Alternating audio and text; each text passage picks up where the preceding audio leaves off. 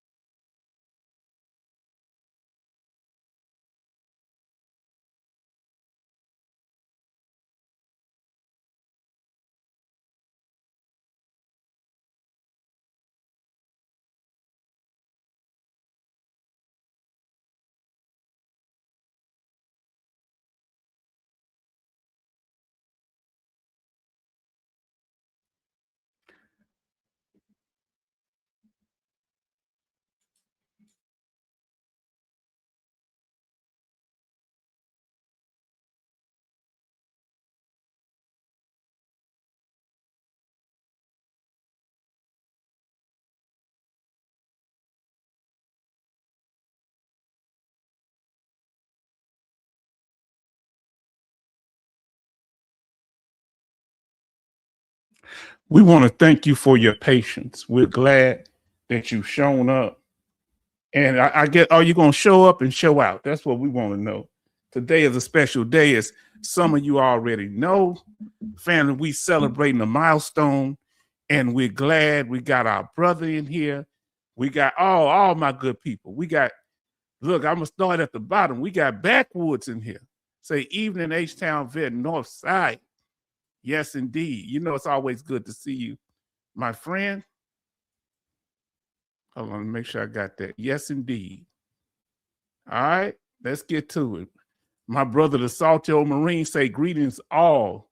He had a live stream earlier, very good. I was watching it while I was watering my grass. And we got the memory in at the last minute. That's why there was kind of change, you know, the up-to-date RAM. So I hope it works well.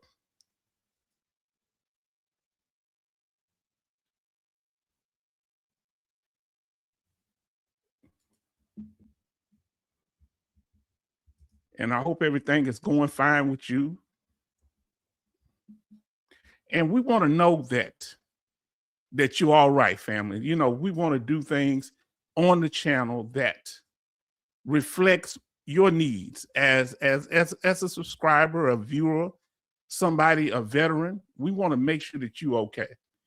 We had Betty that's first in. She said, Betty Bob says, good evening, H-Town Vet. Hope you enjoyed the rest of your Sunday. I did. They sent me the memory that I needed. Remember, it kept blacking out. They sent it to me right when I was going to change it to 30 minutes earlier. As soon as I hit send, they sent me the memory, and I had to change it back to the regular time and put it in within 30 minutes and do everything else. And we have Betty Bob said, congratulations, you finally made it to. Yes, we did. We made a milestone to 3,000 subscribers. 66 Love say, hey, H-Town family. Yes, indeed. Yes, I saw some of you earlier over there on the Salty Old Marines channel, and he was getting it in, answering those questions in real time. Let me tell y'all something about doing that. See, there's no filters. He's answering your questions. That's somebody that's competent. When he don't know, he tell you don't know. This is what I like. He's not ignoring you, as long as you're respectful. That's in real time. That's real access there. No filters. No phony, no fake. You all right with me, the Salty Old Marine, my brother. Now, Jimmy Elmore say, evening, H-Town and the family. Yes, indeed. Yes, indeed. Come on through, family. Sit with us a while. Let's talk about it. We have Grace in here saying, ooh-wee. This is awesome, H-Town. Again, congratulations. Thank you. Some of you was in earlier. Now, listen, Backwood Law, I'm going to read you again. Say, evening, H-Town Vet, Northside in the chat. Mud puppies here. It's all good. Everybody's speaking. Family, y'all chatting away. I don't know what I'm going to do with y'all. Everybody show love to the Salty Old Marine and show love to each other. Show love to Backwoods Law. Please do that. Say evening, Salty. I'm just making sure we didn't miss nobody. It's saying hi to Backwoods. I'm making sure that I think we caught all of it. So you want to hear about the old 95B stories? What is the MOS for military police, MPs? What is the number in your, if y'all remember, what is the MOS number? Like I'm 19 kilo armor crewman. What is the MOS for MPs? And go and refresh us. We talked about it. What are they called? MPs are called military police, or MPs in the Army. What do they call in the Navy? They call them something different. Air Force call them something different. What are they called in the Marines? Let us know. Then they say, evening, Grace, everybody speaking. Oh, yes, indeed. Come on, break it down to us. Backwood. He's not our bus driver. He or she is not our bus driver, but they're taking us to school. Thank you, Backwoods. Say, yeah, sorry. 95 Bravo is the Army. Okay. Thank you for telling us that. Okay. Now, think currently they are 31B. With the update, they did the to the MOS numbers a few years back. Which branch did y'all tell me is getting rid of MPs and replacing it with a civilian security force? Let us know. Oh, no, my side, H-Town, buffering.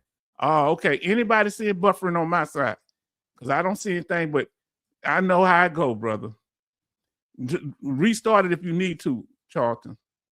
Man, we in here tonight. Aren't we in here? Are we doing this thing? I don't know why I did that. And family, we want to show love to the family here. We thank you and we appreciate you. We're glad you're here. We're glad for your support. When you're able to make it, the more you to make it, the happier it make me. I know you have a busy life, but we honor all branches of the military, whether that be Army, Navy, Air Force, Marines, Coast Guard, or Space Force, including active duty, reserve, and National Guard. We love you all. We don't make no distinctions here. Combat, non-combat, male veteran, female veteran. I'm a black man. All of it. Like Baskin Robbins, all flavors are cool. Listen, the Salto Marine says Marines are getting rid of most MPs. Now, you said most. Where do you think they're going to keep them at? Like at around the White House? Because it always seems to be a Marine around the president, historically. Now, Backwoods Law says, I would guess the Space Force, not sure. Now, they don't have one. From what the video we saw, they hadn't had one at the time. So I don't know if that's changing. Now, the kind of strange, Salto Marine. So the sound is good now. Is everybody sound good? Speakers in the chat, if your sound is good hearing me, let us know. And everything's working. And we want to salute you. We got a picture of Charlton when he was a young man. So, you know, we had this picture of you, Charlton.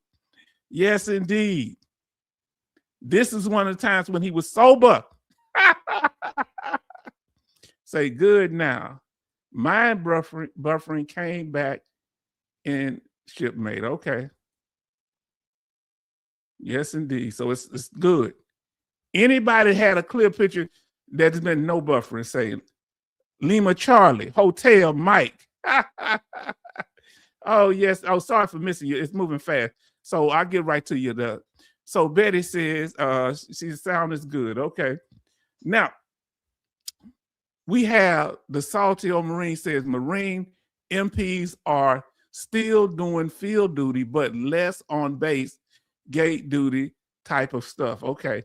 Now, get it together. Get your little situation together in case you would like to come up the Salty Marine, because I would love to talk to you too. Hellfish Haven might be coming on tonight, but we want anybody that wants to talk about military police, whether you were one or you're encountered with one. Then you can talk about whatever you want. You can come up, you are welcome. I want y'all to start coming up on this. And if you don't want to be seen, you don't have to. You can just put your avatar. But I got to see your face first to keep down trolling issues so people ain't putting nothing from the Buck Wild channel on here. You understand? So then I'll take your picture off and you just have your avatar. That's what we've done in the past. We got Jason in the house, a.k.a. Mini Moto. So just so everyone knows, Shore Patrol is for overseas shores commands. They do not have Shore Patrol in the U.S. I'm assuming they don't have Shore Patrol in the U.S. because they got the Coast Guard. Is that the case?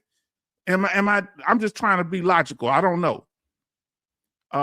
Only masters at arms are security forces on the base.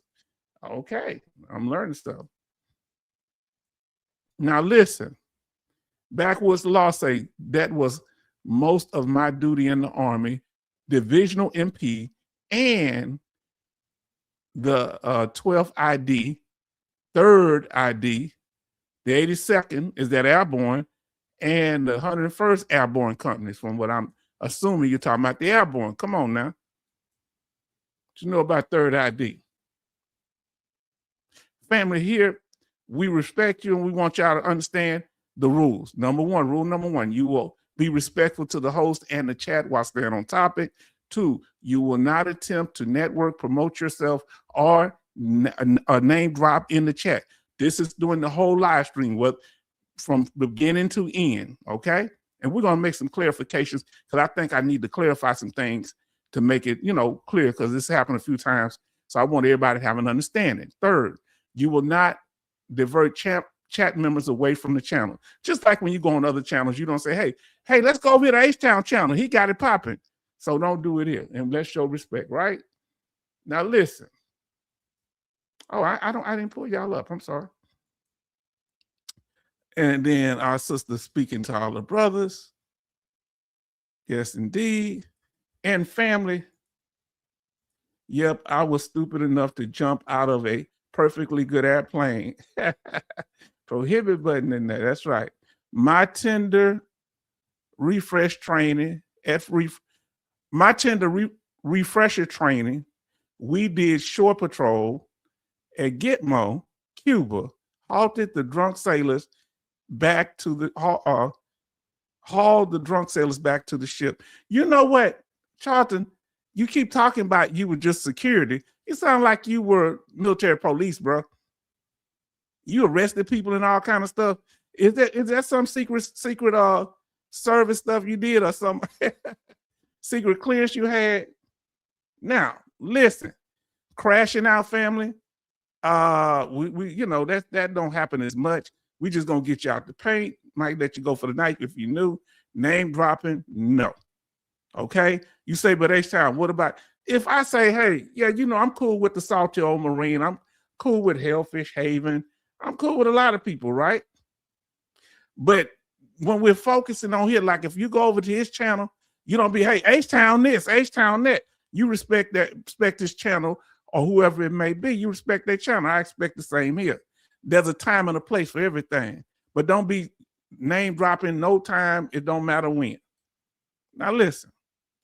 Now, H-Town is not trying to burn bridges because I want to build bridges with others, right?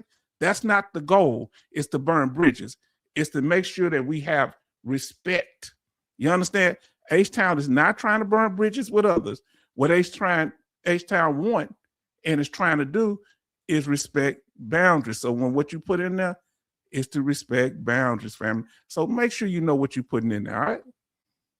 That's the goal. Let me see if I put the one. That's right. Respect boundaries. You understand? That's certain things that just watch what Raider HQ does when he come here. Watch what Salto Marine does when he come here. They don't overstep boundaries. You understand? Even one of the ones I blocked, they didn't come and name drop their stuff. They did some other dumb stuff, but they didn't do that. So always respect boundaries, because have you ever seen me go over to anybody else's channel and cross boundaries. Let me know.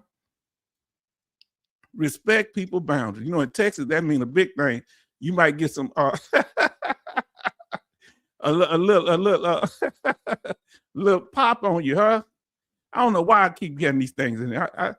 I mean, I know I put these in here. Oh boy. Now, family, what do we need? This is what we mean. Sorry about them inside clips there. If somebody's doing a live stream, me as H-Town don't need to come over there. Hey, I'm H-Town. Come over to my channel. Look what I got. I got to respect when the people doing what they do. I got to sit back and relax in somebody else's house. Do you feel me? And the reason I'm saying this is because it has been an issue. I even did a video on name dropping. Now, listen to what Backwoods Law say. I hated core duty and tried to avoid like the plague. They would always end up in a physical security site. I did one of those Richie, Maryland sites are. Where did y'all put them in jail? Charlton, where did y'all put them? Backwoods Law, where did y'all put them? Did y'all have your own jail? Let us know. And ANMCC didn't like it. H did. Pew, pew. Yes, indeed. I'm hunting Charles. No, don't hunt nobody. So that's what we're trying to say. So we'll be clear. Family, we've made it to 3,000 subscribers. Family, how y'all feel about it? I appreciate y'all, and I appreciate y'all support. We've made it to a milestone, and I appreciate the encouraging words from Hervet's voice, from Jimmy Elmore in the chat, and the Salty Old Marine. Thank you so much. Then guess who we got in here now? We got our brother in here, U.S. Army Grunt, H-Town vet, Northside in the family, and congrats to Mr. H-Town. And I see it a mud puppy time tonight. I don't even know what a mud puppy is. Y'all get let me know. Pizza party. Yes, indeed. What family, we made it. I woke up and it said 3,000 subscribers because I was on it 2,992 or something like that. And then overnight, but by the end of the night, we had 8 more subscribers, and we appreciate that. Everybody show love to U.S. Army Grunt. Yes, indeed. Yes, indeed. Now listen, and we continue to talk about the topic. Oh, Mud Puppy is the MP. Okay, boy, y'all teaching me. Mud Puppy is the MP. Okay, all right. I'm not gonna call you a Mud Puppy because y'all might want to fight. Yeah, that may be something y'all just use amongst each other, right? Now listen, Backwoods Law say we had a PMO office that was like a civilian police station. We would put them in holding. They would get moved to the chain in if they needed permanent housing. Okay. And we say the chain, like chain gang. Okay, MP is mud puppy. Most of the Army would call us mud puppies. Okay. I thought that was something cute that needed a bath or treat. Me too. I ain't gonna lie. I'm naive. It's family, y'all educating us on this thing tonight. Now, family, we made it. And we've been here. If you look to the right side, lifetime, we released our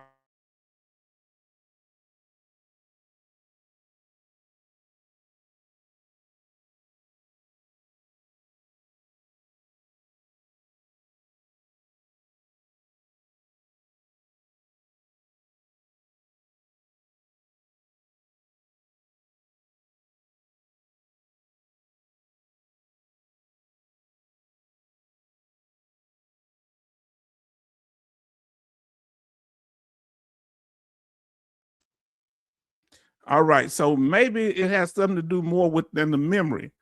And we're gonna definitely, I know it blacked out. We're back. So thank y'all.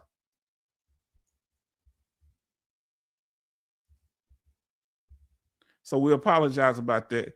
So we're going to figure out what's going on there. Yeah, we froze up, most definitely. But we're going to have to see if it's a memory thing. I'm going to have to get the computer checked out because I got 64 gigabytes of RAM now. Now, let's see what y'all saying. I was a drill sergeant at Fort McClellan, 1985 to 1987, training those MPs, mud puppies. Let me ask you, were you at Fort McClellan during the time of the chemical exposure? Let us know. Now, Backwards Law says this. Okay, yes, indeed. Up the chain would mean they are transferred. They are transferred, let me see, to the 96B, the corrections MPs that ran the Brig jail for the military. Okay. All right. We're back. Yes, indeed. I just passed at the U.S. Army grunt on my way at the 787, the 787th MP for OSUT. I am just glad, not me, H-Town. Yeah, I'm saying, yes, indeed. We got our brother, and he's about to come up. We about to call up our brother, Hellfish Haven. Everybody show love. Everybody show love to Hellfish Haven. So if it goes out, bear with us, family. We're going to have to work on our situation. You haven't had this problem come about a couple of times as of late. Say 31E is correct for 31BMP. Okay. Now it's 31BMP. Okay. Oh, yes, sir. My 3 current claims is Fort McClellan, toxic exposure. Everybody show love to our brother. Okay, yes. Had a few 95B, LOL. Everybody showing love to our brother. I ain't gonna have time to pull it all up. I'm gonna pull up the main things. Okay, y'all speaking, I'm gonna let y'all speak. Okay, now listen. We about to bring to the screen here, y'all bear with us. Same here, 95 Bravo when I joined. So they changed some of the MOS's numbers for it seems like. Now we're going to get ready and pull our brother up. We got our brother Hellfish Haven. Come on. Good evening. Can you hear me good? Talk to us, brother. So I got no visual tonight, but I got audio. Okay. And then I got a couple of images I can share and a video as well. Okay. Just okay, no problem. Let me move along here. Do this here. I'm gonna get up to the actual thing, but tell us a little bit about. Give me a second. Let me get to the. I got to get us along here. Thank y'all for the super chat earlier. Hellfish Haven gave us a nice super chat, and we appreciate that. And those that connect to the collection plate, we appreciate it. We're still working on the church building fund. We just got this memory today. And memory was a grip, but thank y'all for the donations y'all give. That really helped. Now, little fun facts, family. We want to get a little fun facts here. All right. I want to ask you to, anybody know, can the VA reduce a rating with no exam required? Can't put yes or no in the chat, fam.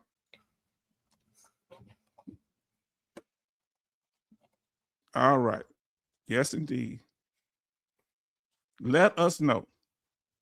Can the VA put yes or no in the chat? Can the VA?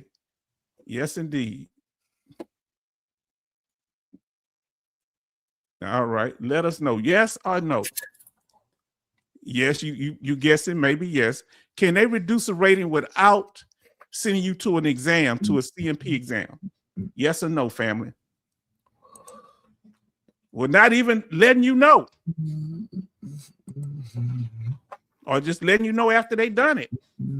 Now, don't put too many on at a time right now because I'm having trouble with the what you call them, brother Hellfish. Gotcha. So take about keep up 2 at a time. Right there, that's good. You got it.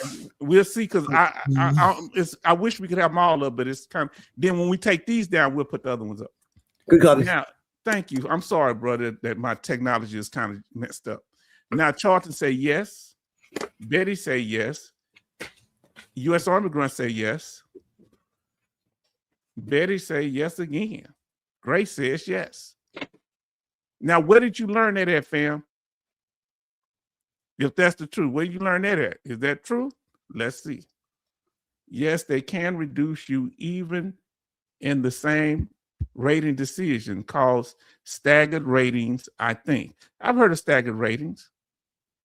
Okay, so let's say you already have the rating and you don't get informed, they just send you something. Yes, they can. Yes, they can reduce it. We're going to explain how that works. This is a little fun flag. Please like and subscribe. We appreciate you, family, if this information has been informative. Let's explain how it works. So let's say that you got 100%, right? You got 10% for tinnitus, 50% for migraines, and then you had 60% for what is that called? Fatigue, chronic fatigue.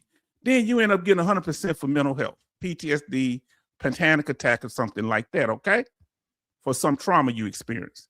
Your combined rating will still be 100%, even though you may qualify automatically for special monthly compensation because you have 100% rating plus a 60% rating or more. Now, here's where the trick bag happens. Okay?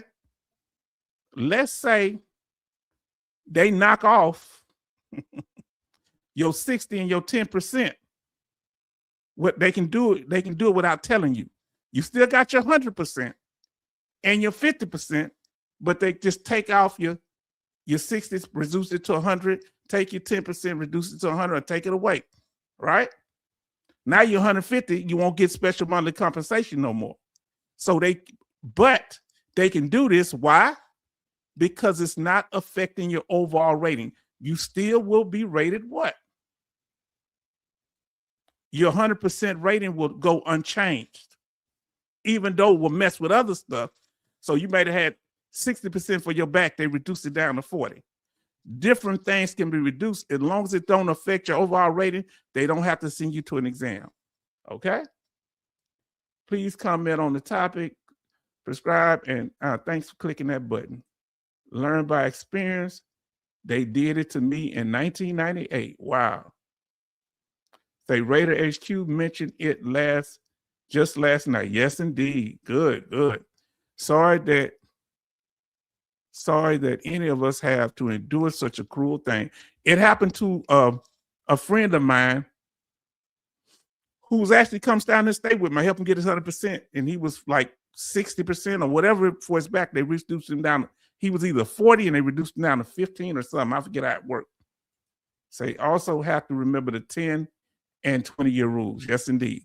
10-year rule, they cannot take your whole rating away. They can't. So if you are service connected for PTSD, they can't take it away, but they can reduce you down to 0%.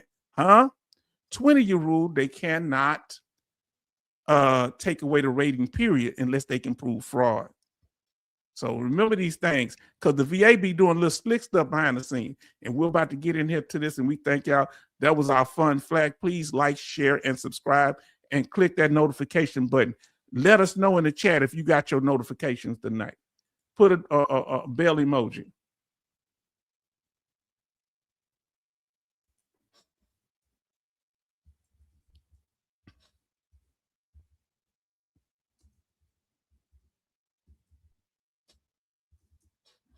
And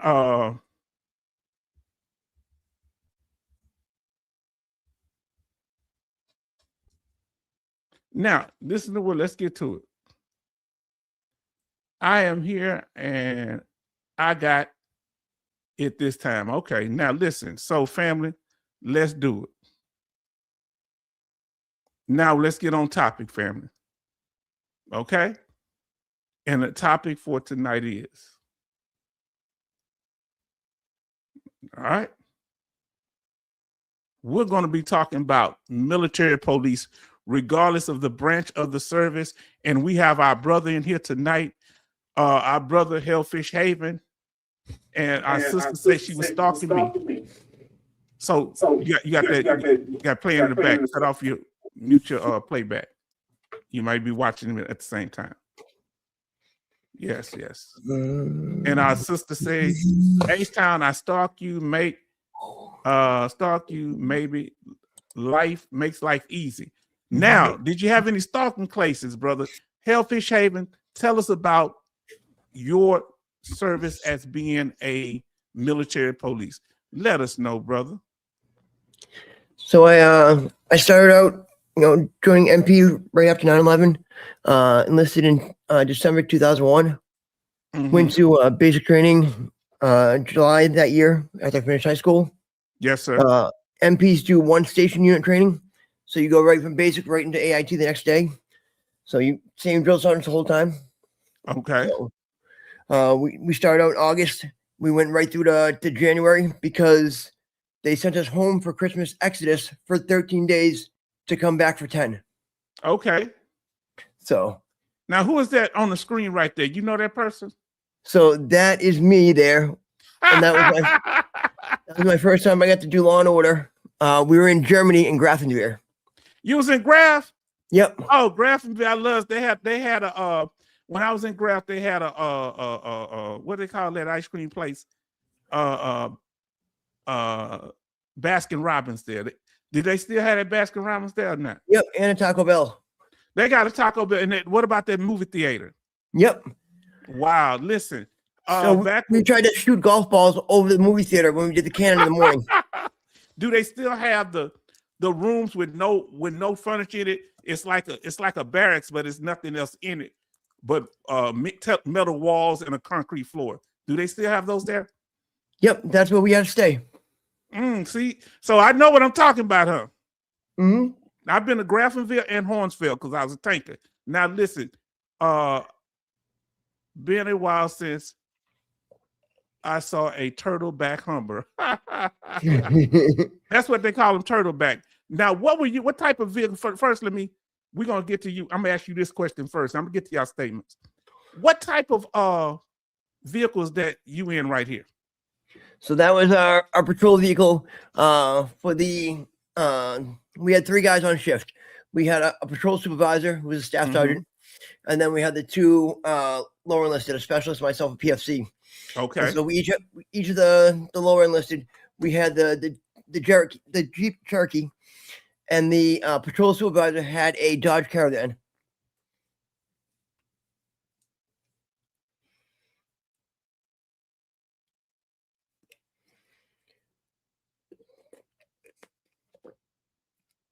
Hello? Yeah, I had to go get my water. I'm sorry. Now, I want to ask you, look, wow. So you low enlisted. Now, what was your rank when you was there? So I was a PFC. So, of course, everything went right to my head where I was like, MP Bizarre, gun, I get to pull people over. This is great. Oh, boy. I know y'all got power. We'll get to your question a little bit, Sister Grace. Say, where? They say, H. It say HFH. Weren't you a locker? What is that? What is it? Looker. Huh? A looker. A looker, not a locker, a looker. Okay, what's a looker? Good looking guy like me, Oh, yeah. Okay.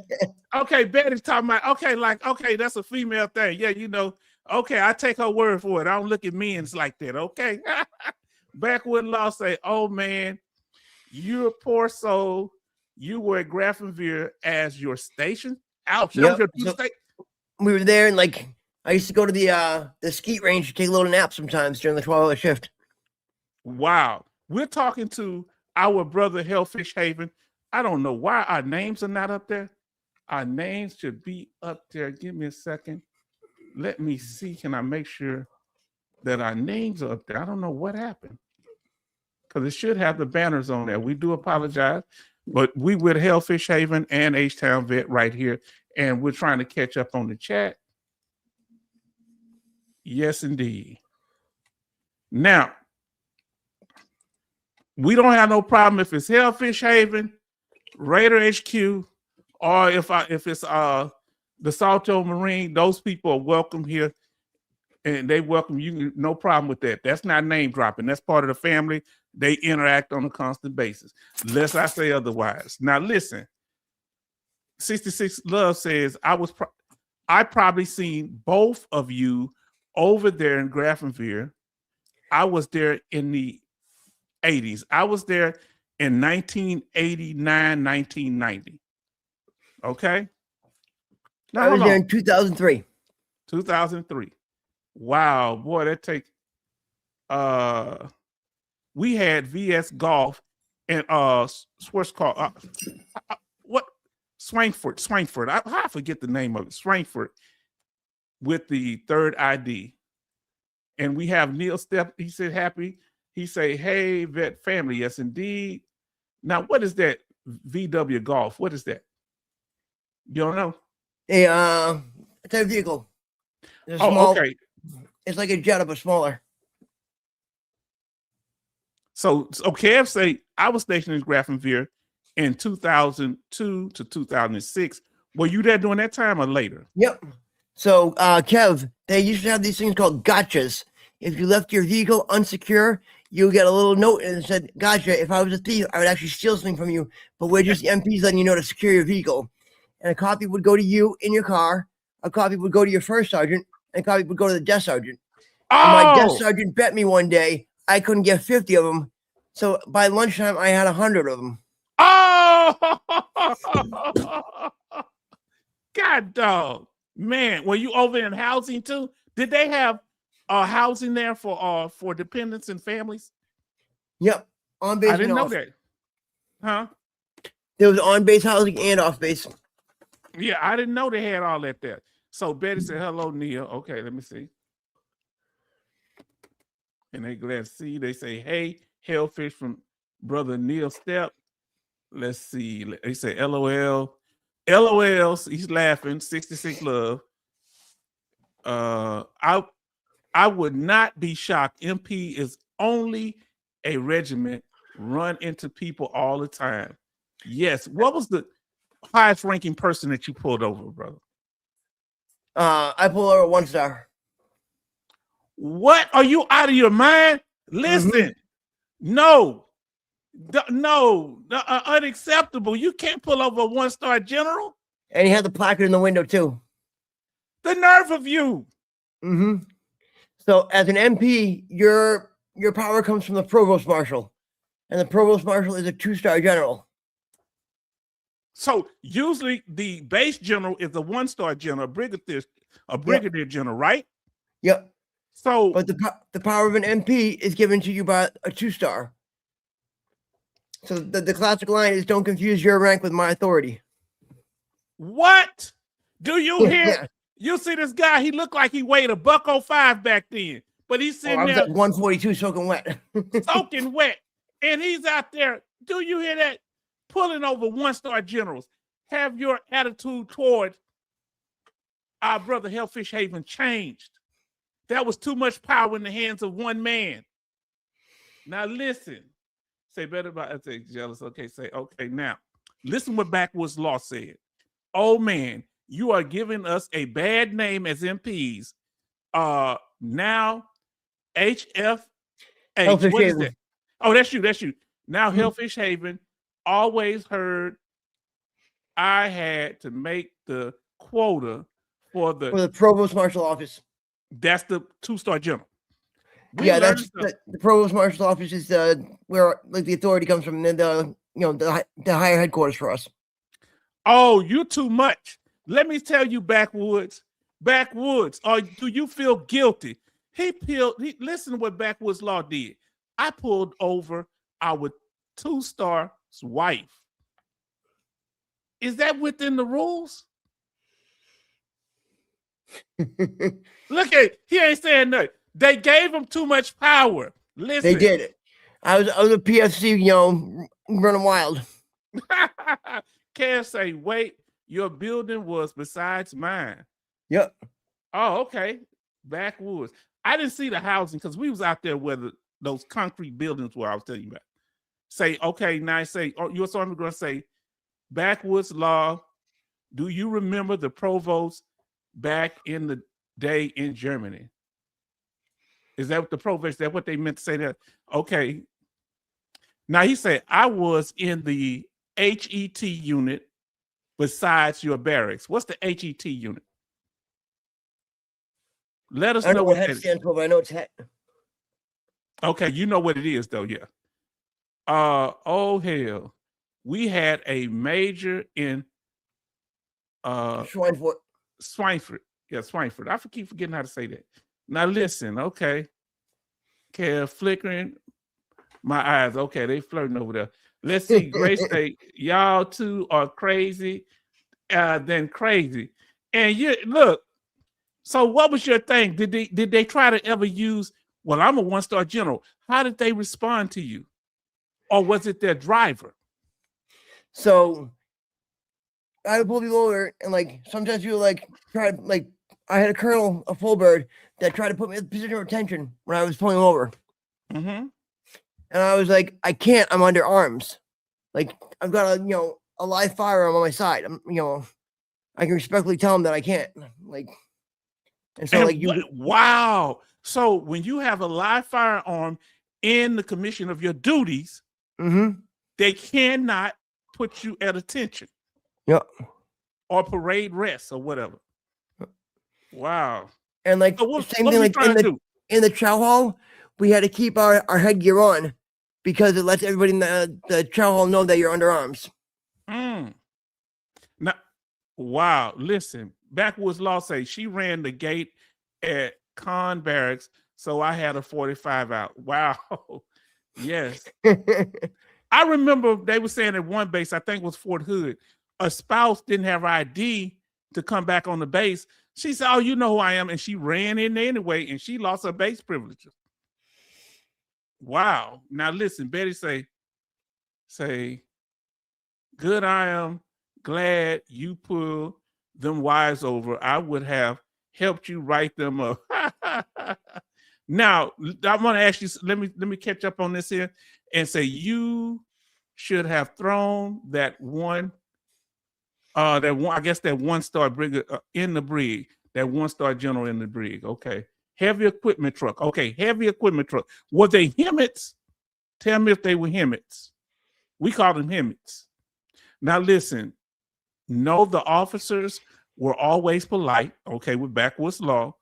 They knew that the division commander told all officers and NCOs to address us as the next higher rank than they were. What? So y'all, hold on.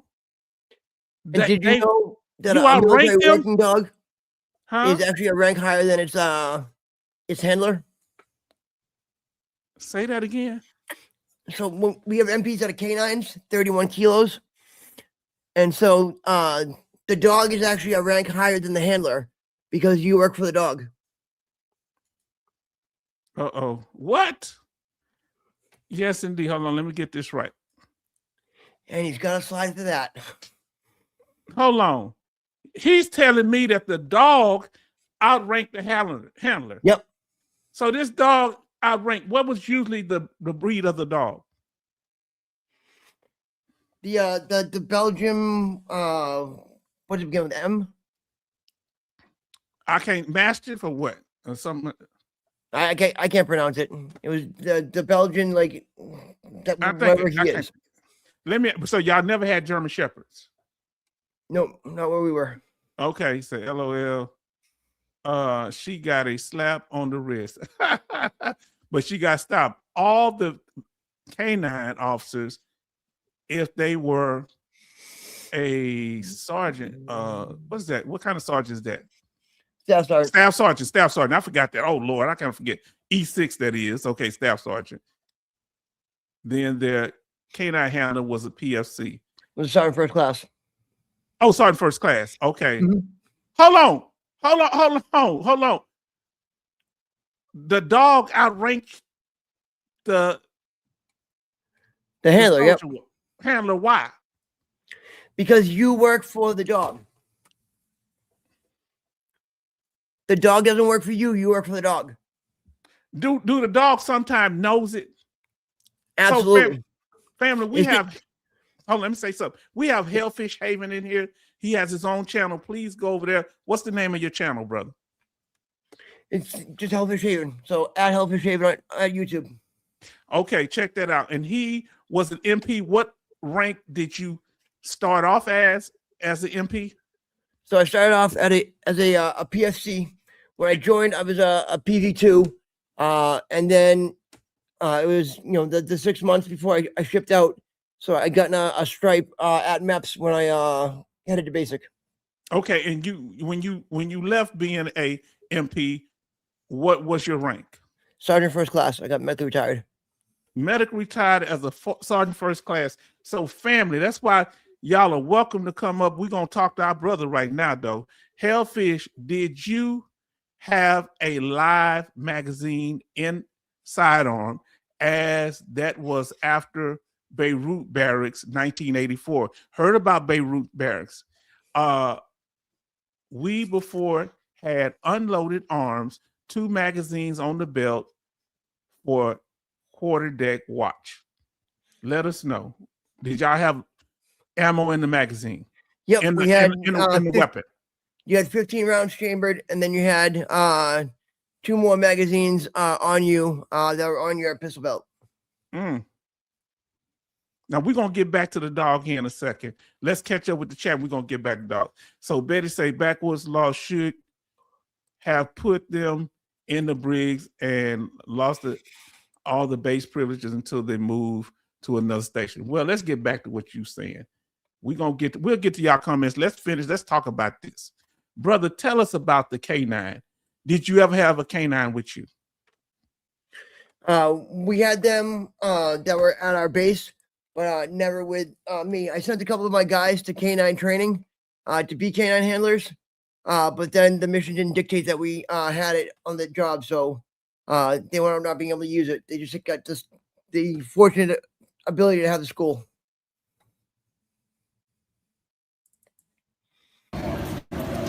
Okay. So this is corrections training. This is civil defense. This is one of the missions that MPs have. Okay, I was checking it right quick, but let's get back to the dog. We're gonna get to that, fam. I'm gonna have to take one of them off for now. I'm gonna keep that one on because it's freezing up. Oh Lord, it's doing stuff. Let me. Oh no, I can't kick you. It's trying to. Oh Lord, I got all kind of stuff going on. Okay, you want me to take this one down? Now hold on. Take let's let me get you both up here. Just leave these 2 up for right now, okay? Yep. Hopefully we don't have no problem. We're gonna make it work like it do. Now back to what you were saying. My thing started going crazy, and I do apologize. Let's get back to the dog. So the different companies that I was in, we never had the position of a K9 handler. The K9 handler didn't become its own MOS. It used to be an additional skill identifier. Like you would be an MP that was trained to do K9.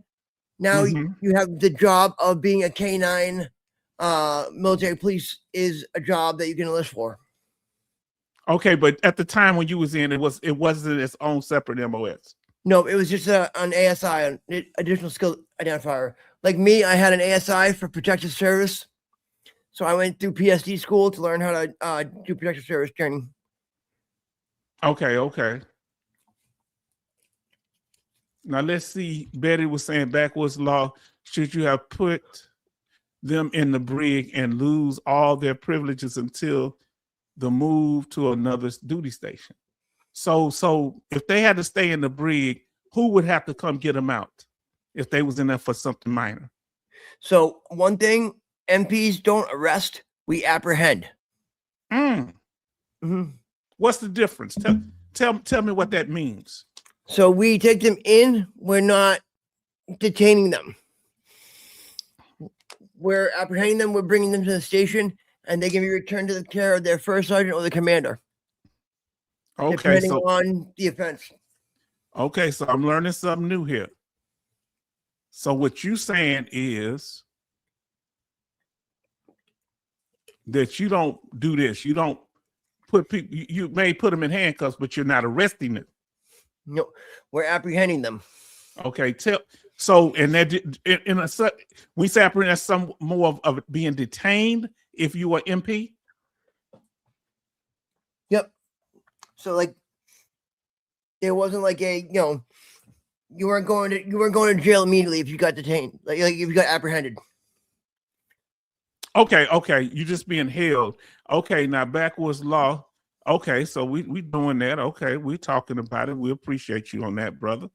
Now, anything else you would like to say about the dogs? Any other situations or some interesting things you could tell us about dogs? You have dogs that are trained for specific things. You had some dogs that were trained to be searching for narcotics. You had some dogs that were trained for explosives. The dog could only be trained for one thing. It couldn't be trained for both. Okay, so I understand. So if they was, you say explosives, or what was the other one? Like narcotics, drugs. Narcotics. Okay, narcotic dogs. Because when I was stationed at Fort Carson, they had the dogs come through sniffing. Most likely those were the MPs with those drug dogs. Yep. Okay, now back would say most of them, I got to get where I can see it because it's a shaded spot, family. Most of them were shepherds. Okay, when I was in, but they had the Belgium. Is this the name of Belgium? Yeah, the Belgium Melanos. Melanos. Okay, all right. That's what you dealt with. Had to switch, guys. LOL. Yeah, I'm sorry about it. Belgium Melanos. Okay. Yes, indeed. Now listen, I'm trying to play catch up here, and we thank y'all. Family, y'all are just interactive. I may not be able to get to everything right off the bat, but we got the chat playing on the side. Well, the Navy just been the stupid ones because we had no dog rank in the Master Arms. Did y'all have dogs on ships? Okay, I want to know for the Navy. Did y'all have dogs on ships? Let's see. Okay. And Navy MPs are known as Master at Arms. Masters at Arms for the Navy. Okay. Let's see here. I'm gonna get to this here. So you said that I may not be able to get to every comment, but it say Neil, the Belgian Mellors are hyperactive and train well if you know how to train animals.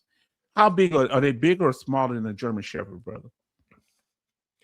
It's same height, like a little above knee level. A little 78-pound dog. Oh, it's bigger than a German Shepherd. Mm-hmm. Wow. Jason, I'm so weak and say, okay, now listen, all military canine training for the military is, hold on, is this, I didn't know this. All military canine training for the military is in San Antonio, Texas, all branches. Is that true, brother? Lackland Air Force Base. I've been over there. That's kind of far, Lackland kind of far back. I usually go to Randolph Air Force Base, Fort Sam Houston Army Base, and what's the other one over there? And then one more, about 4 bases over there. I know they got Bliss, Hood. Oh, Blitz and Hood. Yeah, Blitz and Hood. Yeah, in Texas. Yes, indeed. But they have like 4 of them in the just in the San Antonio area, period. 3 or 4. Now listen to what it say. I remember things getting tight and more serious doing the gate guard duties on post. Grit real right after Reagan hit Gaddafi. Oh man, I think he hit Gaddafi, and wasn't it like his daughter got taken out, his little young daughter, one of them. Now listen, backwards law say you know what I'm about to do? I'm about to pull it up, fam. Give me a second because it's hard to see it the way I'm looking at it because we want to get through what we're gonna hear what our brother have to say here. So had a few odd cases I caught. One was at E7 called stealing stupid stuff at the PX. 3 days before he retired. Oh, Oh Lord. man. Who would do something like that? No. Bruh. Have you ever had anything done like that? Did he get to retire? Lord. That's wild. He probably lost pay. He probably got dropped a rank. He might retire, but retired at a lower rank, huh? No, you probably would still retire as an E7 because you retire at the highest rank you had. Oh, okay. Oh, that's just, who would do that? Now listen to what Brother Salty Old Marine say. Military apprehension and arrest, same habeas. So what is that? Habeas grabby or something. So arrest and apprehension. Okay. So he's saying it's the same. Let's see. Yes, indeed. Now I'm laughing at something else. Somebody cutting up about what about old people here. Now, I was speaking of the spouses being reckless. Yeah, that happened. That happened. Now listen, Grace said backwards law. PX haven't heard that in years. Yes, basic post exchange. Air Force they call it post exchange and the BX base exchange and post exchange. But in the what they call it in the Navy, I went to Navy base. They call it the what? I know in the Marine Corps it's called the MCX. I never been to a Marine base. I need to go one day. Now, have you ever had to go to a different? And I want to know this, brother. Have you ever had to go to a different branch of the military base as an Army MP? Yes. If you can tell if this is not top secret, why? Joint training. So like in Kuwait, we had Army bases, we had like naval bases, joint bases, and there was an Air Force base. And so we would go from our base. Erickson was the big base. We were on Kuwait Naval Base. We were a detachment of MPs, and we went up to Al Asad Air Base to do joint training with the security forces, which were the Air Force MPs and the Army MPs together. So that way we all knew what we were doing, the same thing, because we would do what was called a RAM, random anti-terrorism measure, and we had like a calendar that would do random things on random days, and they wanted to make sure that we were all working together. Okay. Yes, in case an incident happened. Now, backwards law say we had patrol dogs when I was in 2. They would track down, what's it, perps? Perps. So that's what y'all, what did y'all call people y'all got? Perps or what? I didn't hear what you said. What do y'all call suspects or people y'all would apprehend? Just a fellow soldier. I mean, if somebody on base. Okay, just fellow soldier. Or suspect. Or suspects. Okay, now the Salto Marines say we drove M151A1 Jeeps and M880 pickups in the field. Plymouth Furies on base. Now, what were you driving on base, brother? So we had the Jeep Cherokee here, and then in Kuwait on base we had like a Dodge, like a Durango. Oh, so y'all wasn't driving they don't do the Humvees no more? We had the Humvees for when we were doing like combat service and support, like when we did convoy security, when we did protective service, when we did base security like ECPs, TCPs, and when we did detainee operations, bringing detainees to another like place, like if we brought them from like Tikrit down to Baghdad, we'd escort the detainees down, and we'd do it with a like 5 or 6 MPs in the Humvees, and then we had like LMTV with the detainees in the back. Okay, so the MAA was good from what I heard. That's the Master of Arms, something like that, right? Yeah, Master of Arms. Okay, no dogs on ships. Wow. What if they were checking for drugs? No dogs? Let us know, Navy. Now, and the Marine MPs would come to Fort Leonard Wood and train at the same base that we did. So Army MPs and Marine MPs both train at Fort Leonard Wood. Okay, Fort Leonard Wood And that's in what, Fort Leonard, Kentucky, or what's that? Missouri. Missouri, Fort Leonard, that's the home of the MP Corps. Oh, okay. So you did your basic training where? Fort Leonard. I did one station unit training. It went right from basic training. Next day you wake up, you're at MP school. So that's the Army will do that. Now your training was called AIT, right? It was. They don't call it AIT. They called it OSUT, one station unit training. Okay, one station unit training, but we call it basic and AIT. AIT. It was still AIT though. In the Marines, Salty Old Marine, and for you backwoods law, what did they call your training to be an MP? We call it AIT. Yeah, but you said the whole thing together was called what? OSUT. OSUT. Okay, yeah. Say we had Bolo vans in Okinawa. Okay. Now look, I sure don't miss those roadside stops in Grafenwehr on the weekend. Sound like that our brother Hellfish even might have been doing some of those stops with that little sinister laugh. I'm not throwing shade, am I? Especially in the winter. Tell me you didn't stop people in the winter in the snow of Grafenwehr snow. Nope. But by the time it became winter, I had become more of respecting my fellow soldiers and not such a prick MP. So how long did it take you to because when you first got, you were fired up. How long did it take you to chill out? It lost being fun probably in 2 months.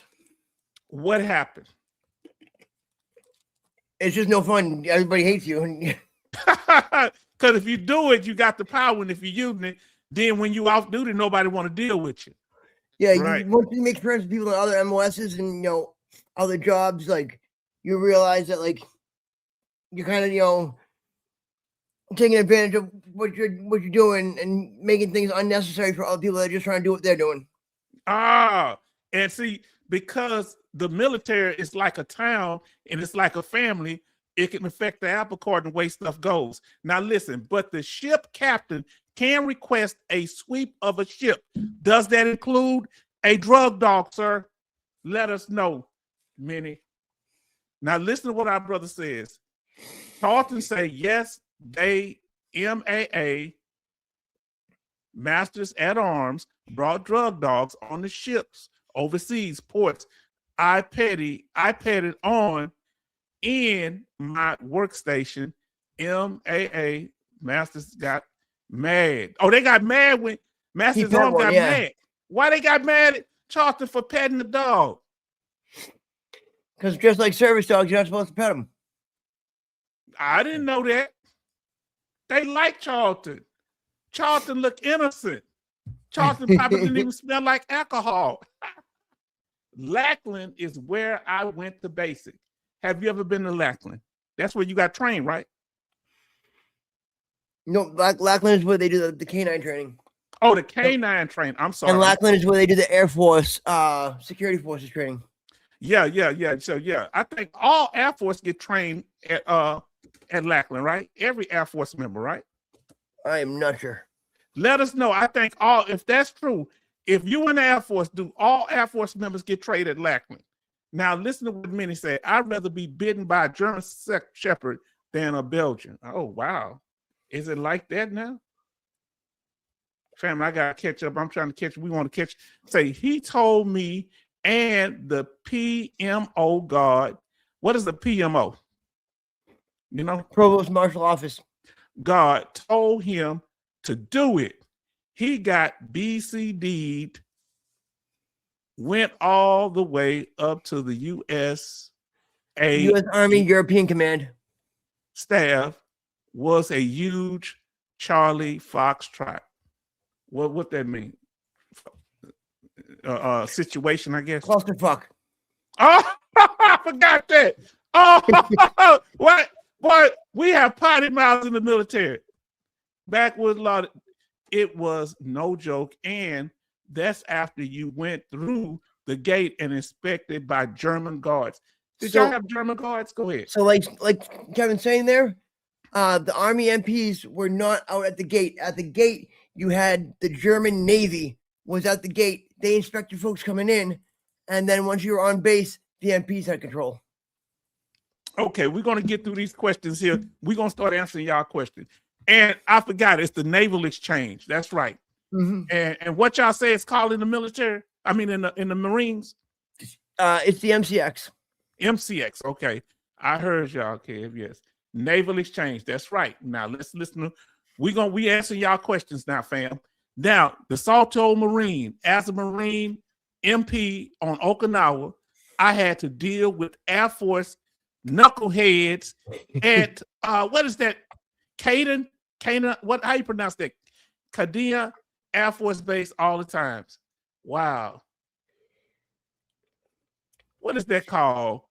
And later on, you're gonna see a message from Salty Old Vet. He talks about how he was at Fort Mac. The MPs used to be at Fort McClellan, Alabama, and then they moved to Fort Leonard Wood. Okay, Marines currently training at Fort Leonard Wood. In my day, it was at Fort Mac. Okay. Yeah, McClellan. Now we're trying to get on this thing, family. We apologize. I don't know what that is. Now listen, say, damn, the Salto Marine, you are grandpa. I thought I was old. Listen, we have Rose City in here.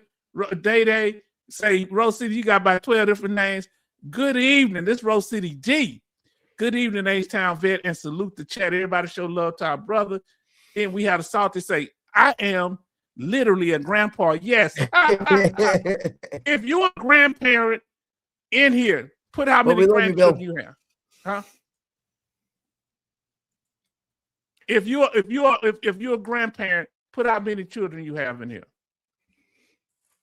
Let me get down here. Now, Backwoods Lost say Fort Lost in the Woods. I was at McCullen, MP. Wow. Now, that's what you were telling me. That's what we read that one. Yep. Now we got Backwoods Lost say it was AIT, but they sent us to at the time was called OSUT, One Station Unit Training, what you were talking about. Mm-hmm. Basic and cop school was 17 weeks with the same drill. See, we had the same drill from basic training AIT for the tank training too. Now I want to ask you a question. Did you ever work? We're about to get to your videos. Did you ever work with civilian officers? Yes. In Kuwait and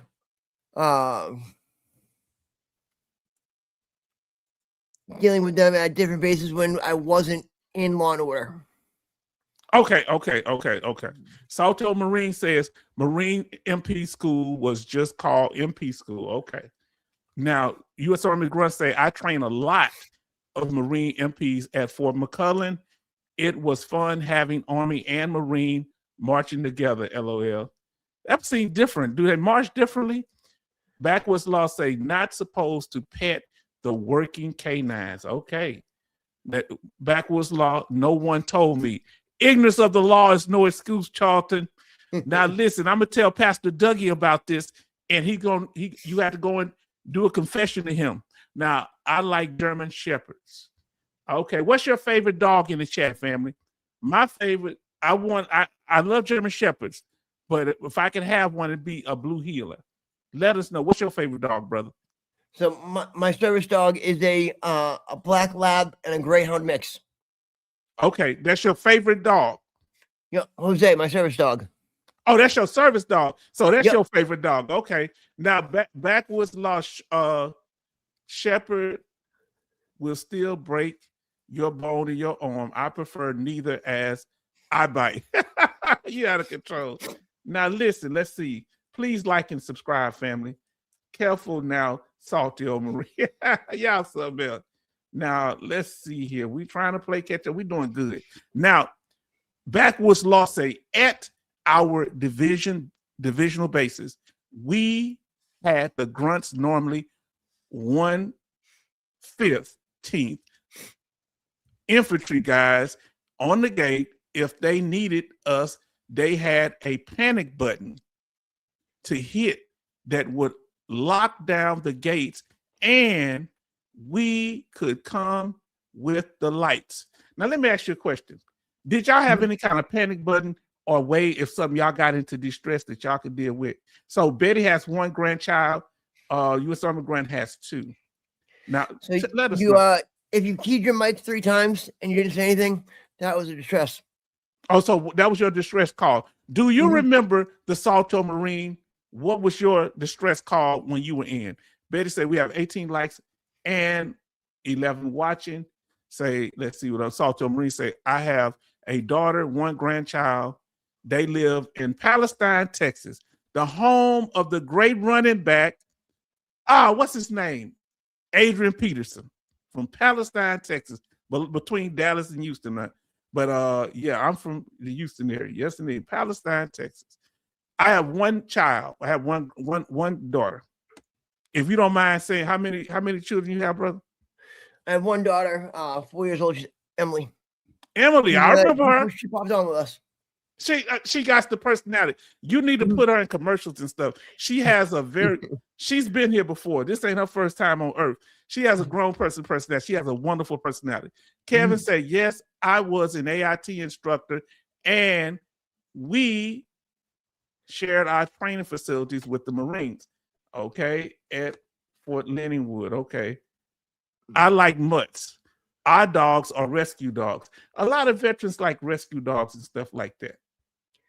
Yeah, Jose was stuck in barbed wire down in Georgia. That's your dog? Scars. Yeah, he's got scars on the inside of his legs. Hold on. Did anybody get a dog that used to be in the military? Some people got dogs from the military. Let us know. Backwoods Law say, when I was at Site R, okay, we had state police from PA and local county sheriff come by and would bring them into the site to see what was actually happening there, had some protests, etc. Okay. He's talking to the Salto. When Iraq kicked off, we had protests outside the gate in Germany. But it was funny because it was just the German Navy that was out there at the gate. So they're protesting the U.S., Iraq war going on in front of just Germans. Now, this must be the other Iraq war. What year was this? This was in 03. Oh, okay. That Iraq war, because I was in the first one. They didn't protest. It was just kind of, we left Germany and went over there, come back. Wow, things changed, man. The Germans were quiet when I was there. It was nothing really going on.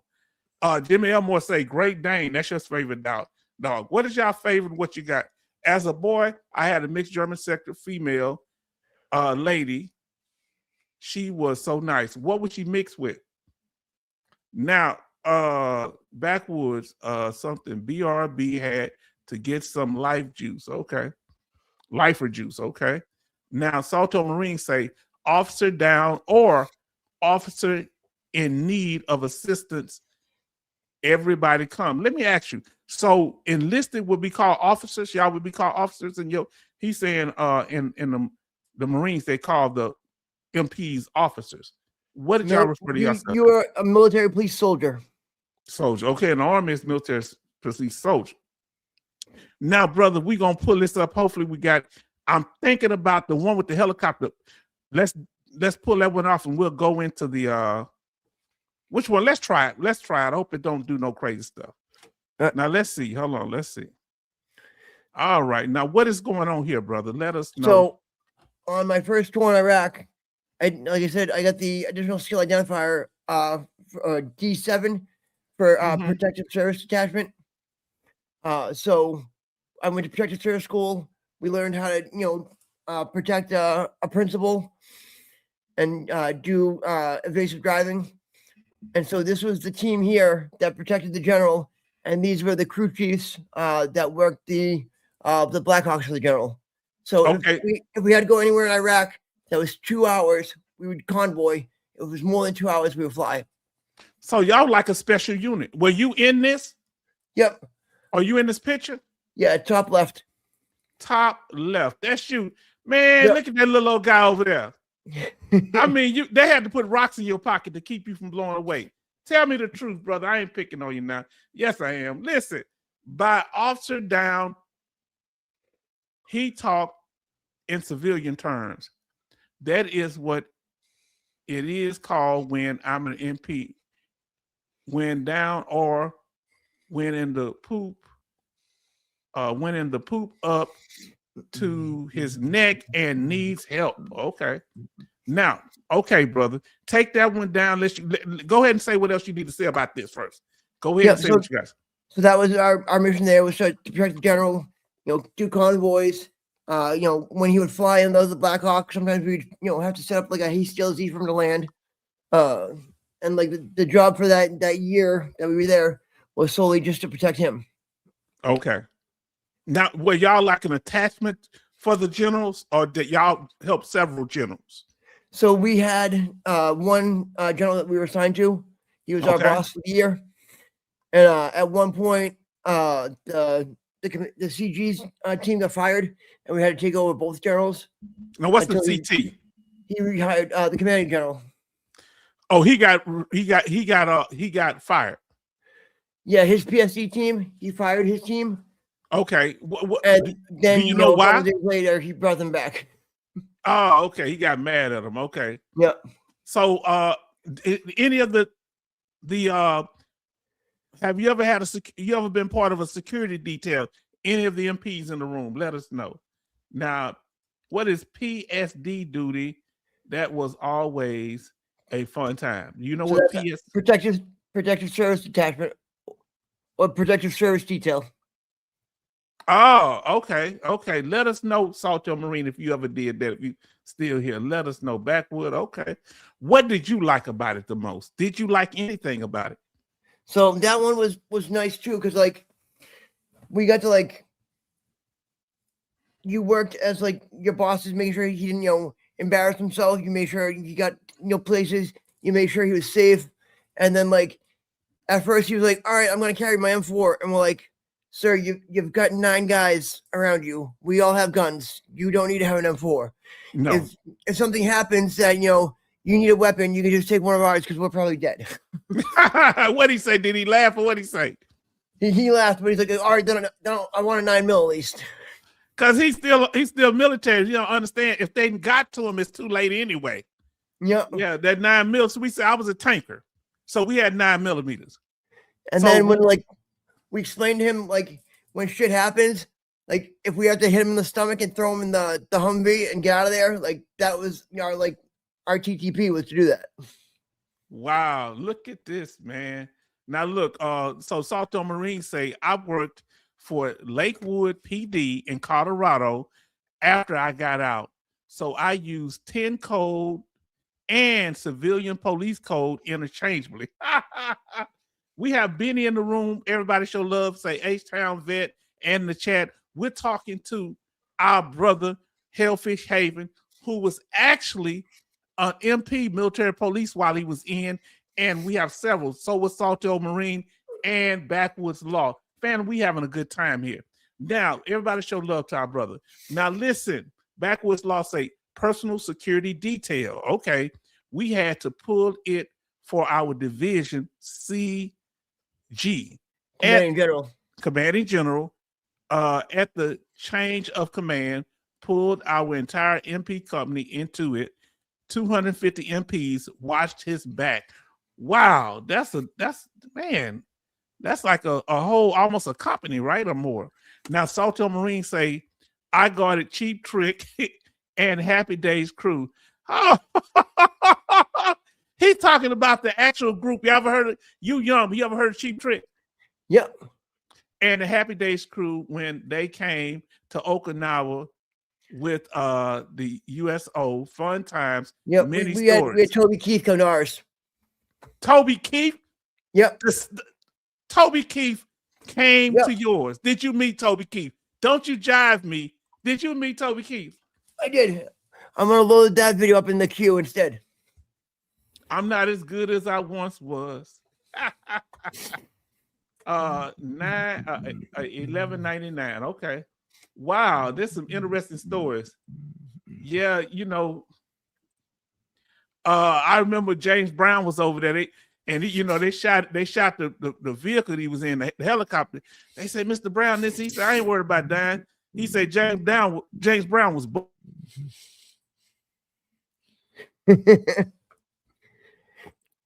So, like, again, they would have senators and stuff come too, like overseas, to, like, talk to get their like constituents, and like we'd have to do a detail for them.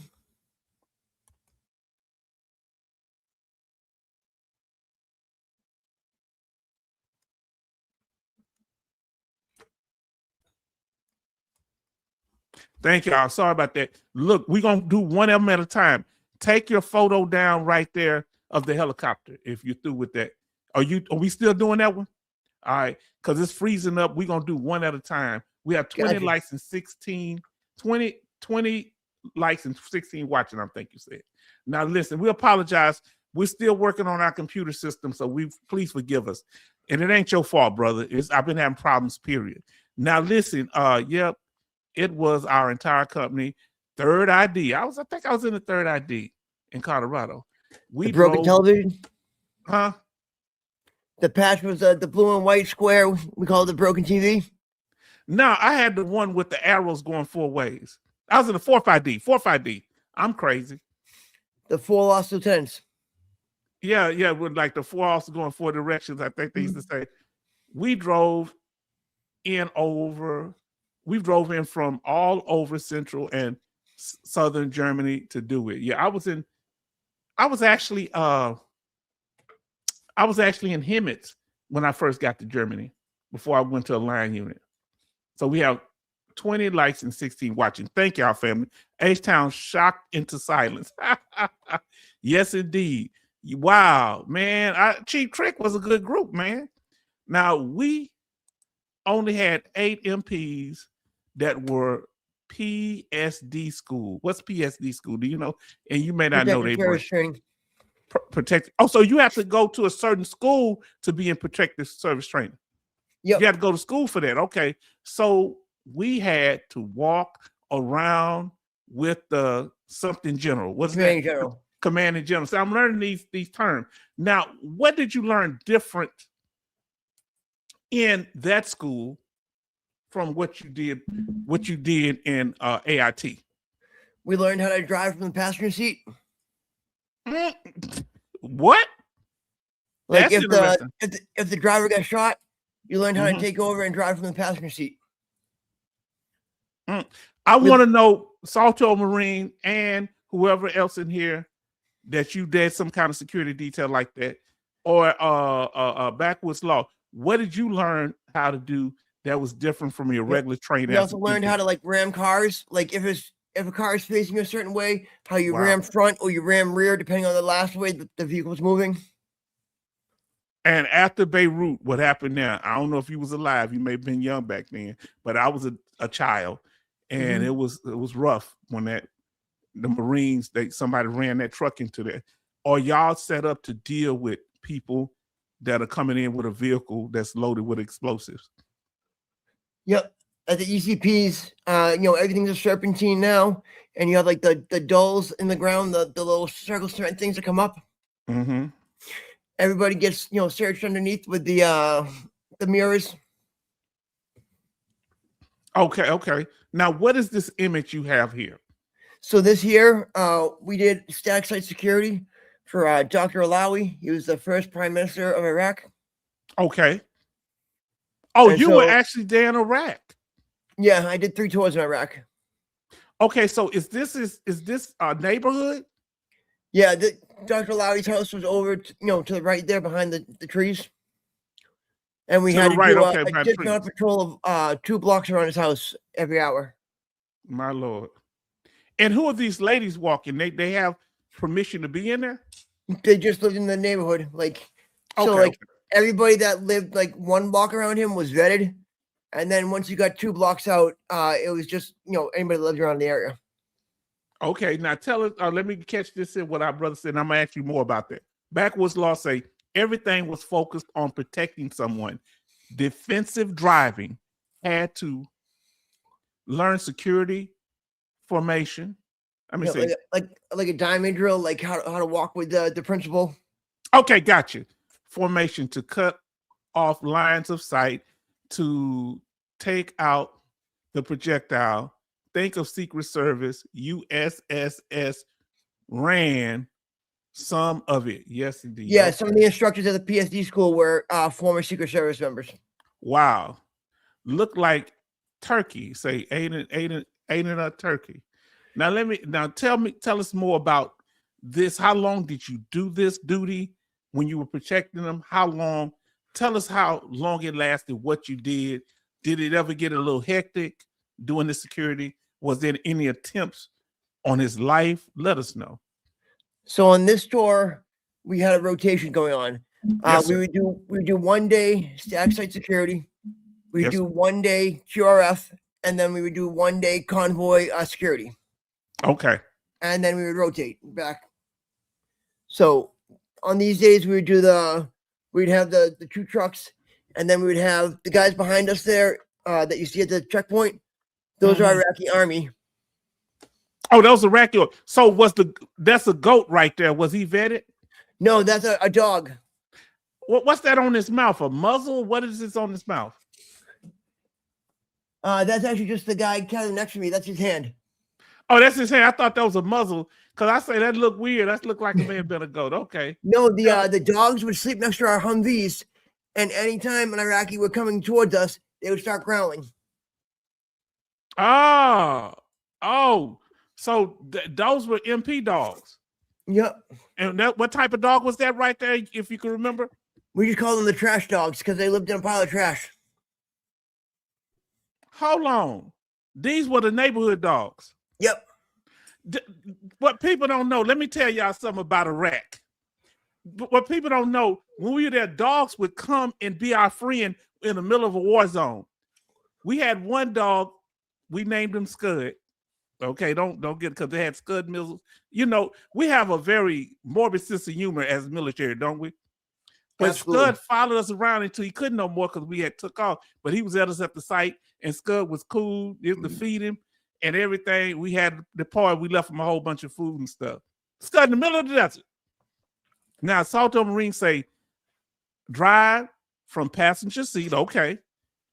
Fire my 1911. Is that a hold on, let me say it. That is a that's the what you call them 911. That's a 9mm, right? Or not? Yep. Okay, 9mm. While hand is slippery like from blood, fire from weak hand. Wow, that would be hard for me to do. But 9mm don't have much kickback. Fire weapon with the little finger. Wow. For trigger, evasive driving, take down those we guard and pile on them. I know they didn't like that. Yep. Did you ever have to pile on them? In that school, by the time I went through it, we had 6 hours. The 40s, the P226. And then we had to do transition drills between the SIG and the MP5K, which was like an automatic 9mm. Okay. Wow. Now listen. Go ahead. You about to say something? Yeah, they also had an MP5K that was converted to a briefcase that you had too. Okay, hold on. When y'all say 9/11, are y'all talking about that old 45 that they made us train on right before we went to Iraq? Is that the old one from World War II? Let us know. Now listen. I think it is. Wow. We was trained on a 9mm, and right before when Desert Storm broke out, they made us retrain on the old 45. Oh wow. Backwoods Law say, thankfully, we never had a full on attack. Because we had the M9 was we had the Beretta M9. Okay, I had the Beretta too. Black Beretta. Now attack when I had some alerts from Intel, but nothing happened. Okay. Now let's see. Now U.S. Army Grunt say, in the 1980 to 1983, I had to go to bodyguard school. Wow. Anti-terrorist driving school that the German SGS 9 Special Forces training base at I don't know how to say that, Afghanistan airfield base, airfield. that was fun training back then. And I'm talking about that experience. You could have been making all kind of money in the civilian world. That's the name of the school is PSD, an anti-terrorism evasive driving course. Oh, okay, that's what it is. Okay, teach me something. So yeah, that's what that was. I'm sorry. So yeah, that was the 45 cal. I think that was the old World War II, but they worked good. Now listen, Salthill Marine said I was stationed in Okinawa when the Beirut barracks blew up. Man, I was a child and I was traumatized. Because I had family members in the military. I don't know if I had anybody in the Marines, but they showed the pictures of dragging them out, and my heart was broken. And my heart was broken because those young guys. Yep, 9/11 is a 40. Okay, 45. We have 21 likes and 15 watching. That is why we had grunts watching the gate in Germany. Now listen, I'm gonna ask you, what was your most memorable? Did you tell me already? I know I asked you your memorable event on this duty here. So on this tour, this is and that's what you want to tell us. I don't want to go ahead. No, this is our second tour. So the thing on this one was, I get to be the guy that already had experience. I was one of 2 soldiers in the platoon that had already been to Iraq. So being able to share that knowledge with, the other soldiers and, get them prepared and be able to use that on the second tour to, help our guys, get through the tour was the best thing. Like I would go to other bases and, they would have me go with other platoons and other squads to get places because I knew the area. What I want to ask you, we got M Maternity in here say, howdy, H-Town family. Everybody show love to M Maternity. What a weapon you have? Because, we were M16 when I was in. I don't know what y'all carry now. Were they modified M16s? What were y'all using here, if you can remember? So that's an M4. Okay. How is it different from M16? A collapsible stock. Okay, collapsible stock. So it's shortened. And we also have the 203 attachment on it. 202. So did you have like a grenade launcher on it? Yeah, the grenade launcher. As a team leader, that's what you have. So MPs are heavily armed per team. How many you have the sidearm too? How many? Yep, we all had a 9mm. The driver has a saw. Ooh. And the gunner has an M4 and their weapon, either 50 cal or 240. Let me ask you, as MPs, and maybe I'm being naive here, did y'all really need a 50 cal on these vehicles? Yep, because we were doing convoy security. Oh, okay. Okay, you doing convoy security. Gotcha. And we also did QRF. Wow. Now listen to what U.S. Army Grunt said. H-Town, right before the Gulf War, had recalled the Beretta due to failure issues in sand. Hold on, but we hadn't went there yet. So, see, that's why they took the weapons from us. I was so mad because the Beretta, it didn't have the kickback that the 45 had. And that 45, I'm telling you, I was doing this and bust myself in the face the first time. The sergeant stopped me and showed me how to use it because I didn't know it kicked like that. And I had to learn how to shoot that thing right. Man, now if you let me see here say, went back to the 45 until a fix was made. Well, we had the 45 the whole time that I was in Desert Storm. Well, family, y'all are teaching me some stuff. Backwood Law says, I guess the most memorable thing when I was an MP was working as an armed carrier at the ANMCC and met General Powell. Is that General Colin Powell? And storming Normandy at the Pentagon. Okay. Storming. Go ahead. On this tour, with him writing that, I got to get re-enlisted by General Petraeus. Okay, now look, are you through with this picture right here? Yep. Okay, so what we're gonna do, we're gonna pull this other one up. Okay. Now, what's going on here? So on my third tour, We did a police training mission. Where's General Petraeus is in this picture? No, I can get. Okay, okay. No, I'm just asking. Go ahead. So this the one you want to talk about, or you want to talk about something else? This is the next one, but just on the Petraeus thing, I did my reenlistment with him. Okay. We had 15 or 16 guys reenlist in Baghdad, and Petraeus came to the base and did the ceremony for us. Yeah, man. Let me tell you, I feel like they gave him a raw deal, because he seemed like he was a good commander, wasn't he? Or what's your opinion? He was awesome. Huh? He was an awesome, commander.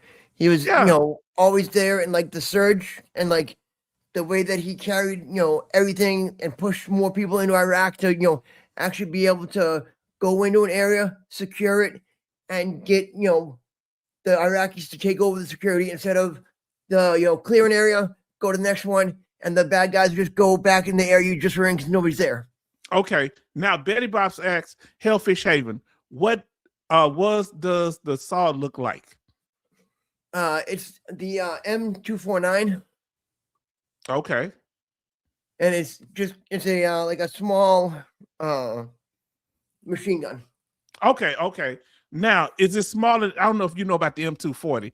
It's smaller than a 50 cal. Yep. So it's a 240 is 7.62. A saw is 5.56. Is it bigger than an M240? Smaller. Okay, so you can really carry this joker around in your hand. Yep. Now listen, the Salto Marines say, my most memorable moment as an MP, I was in 29 Palms, grabbed up a drunk grunt. His buddy stabbed me in the flak jacket with his bayonet. It saved my butt. Listen, man, military people are something else, especially if they got some drink in them. Everybody's trained. What's your most memorable moment, brother, as an MP? I mean, there's a lot of them, but for me, like, it was like my 12th day in Iraq. Our convoy hit an anti-tank landmine, and everybody made it out. How family? If y'all don't understand, go ahead, finish up. So everybody was able to safely get out of the vehicle afterwards. Nobody was killed on that day. And then the other thing that was awesome that happened was we had thrown a stuffed animal to this little boy one day when we went out to make a hasty LZ for the general to land. And then we did the same mission the next day. And as we were leaving, after the general went and they looked at a bridge that was heading to an oil field that they kept blowing up. This little kid was in the middle of the road, and he's waving us down. We stop. My team leader gets out. He goes, "Mike, is that the kid from yesterday?" I said, "Yeah." The kid takes my team leader by the hand, brings him to the side of the road, dusts off a 155 round buried in the ground with wires coming out of it. Told him what was up. We took the kid, put him in the back of our truck. We secured the area. Air Force came out with the robot. Yeah. It dug it up. It was 155 round. Daisy chain to a second, to a third, to a fourth. The exact intervals that we were driving. And on the road, if we'd gone any further, there was 2 saw blades that would have connected and detonated to kill us. So did they have something, a trigger, or they were doing it remotely, y'all think? The 2 saw blades would have connected to make the explosive. Okay. Oh, wow. Boy, thank God for that young man. See, that's a story. They helped that young man and he helped them. Emma Turner says, I carried the M9 as a sidearm due to being a 240B gunner. I hated it. These days, I am all about that striker fired LOL, life LOL.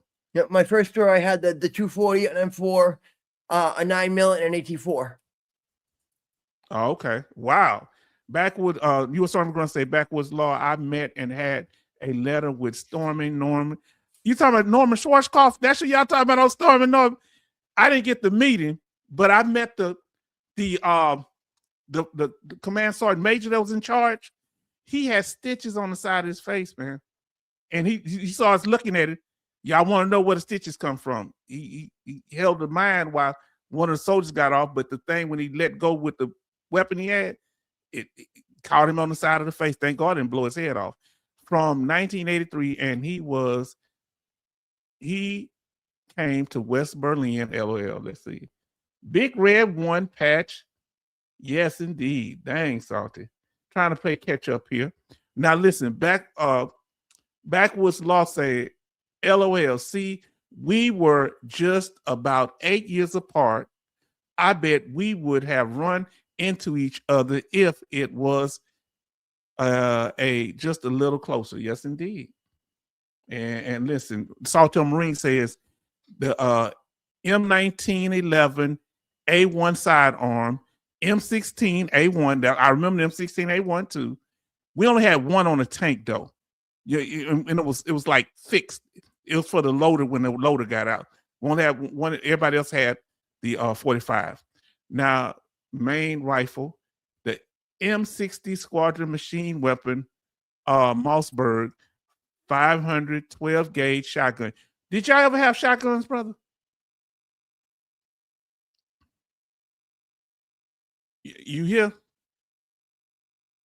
My brother may have stepped away. Yes, he was. Okay. Let me know if you can hear me, Hellfish Haven. Okay. Okay, no problem. We're gonna catch up on these chat. Now let's see. Okay, gotcha. Family, what questions y'all have? Yes, indeed. Now listen. So Backwoods Law say, yeah, we had several bar fights. We broke up in Germany. That was when the pit training came in useful and the USD class too. Okay. Tell me what USD class was, Backwoods Law. Yep. Almost Storming in Normandy. Schwarzkopf. Yes, indeed. Wow. Y'all something else. Now listen what Charlton say. The Salto Marine on ship, those 12 gauge was loaded with buckshots, told to aim at head for terrorists. Really? What? With gas masks coming up ship, protecting nuke sub rockets. Okay. Family, let us know. Now listen to what the Backwoods Law said. Oh my, at H-Town North Side, you are a trackhead. LOL. Yes, indeed. I'm a tanker. I am a tanker. I'm a tanker for life. Yes, indeed. Now let's see what you're saying here. Backwoods Law say armed self-defense. So what we had on the tank, everybody had a 45. 4 people had 45. The weapon y'all said, I think 911 or something y'all said. We had one M16 that was mounted by the loader, and we had an M240 next to the main gun on the M1A1 tank, and there was an M240 for the loader, could shoot outside the turret, but he was exposed. And the tank commander had a 50 cal. Now listen, Backwoods Law, we had the Mossberg 590 A1 at several posts I was at. Okay. Now, brother, if you back now, let us know. Yep. Okay, now, Hellfish Haven. What was hold on, first let me get this. We have 22 likes and 16 watching. Thank y'all. H-Town, what happened to those grease guns for tankers? I don't know. We had to have them. We had to put grease in there, and y'all don't understand. We had, if y'all don't know, we had actual jet, and we're about to pull up some information for our brother. We had jet engines in our tanks, and we had to shake the sand out the filters all the time. But those grease guns, you gotta have them. And we had this big long bar, I forget what we call it, and open up the skirt and everything. Gotta have the tank guns, yes indeed. Should be around. Now listen, the Salto Marines say shotgun is good weapon for on a ship. Metal ships body panels ricochet a lot. Wow. High-powered bullets rattle around the ship. That's very dangerous. Say, H-Town, Vet Northside, just missed the grease gun. LOL. Young. Yeah, I don't know. Did we use a little grease? I don't know. Now, brother, tell me, and I think I asked you, what did I ask you just now? Do you remember? You asked me if I was back. Yeah, oh, that's all I asked you. Okay, so look, let's see what we got here. Our brother got. Brother, what's going on here? So this one is Tour 3 in Iraq. And like I said, we did the police transition team. And Okay. It was a squad of MPs. And we were working with a Iraqi district police chief and their staff. So we had the district chief, and we had 4 substations, so 4 towns. Okay. And we'd work with the chief, we'd work with intel, we'd work with detention, we'd work with traffic, we'd work with all their different sections.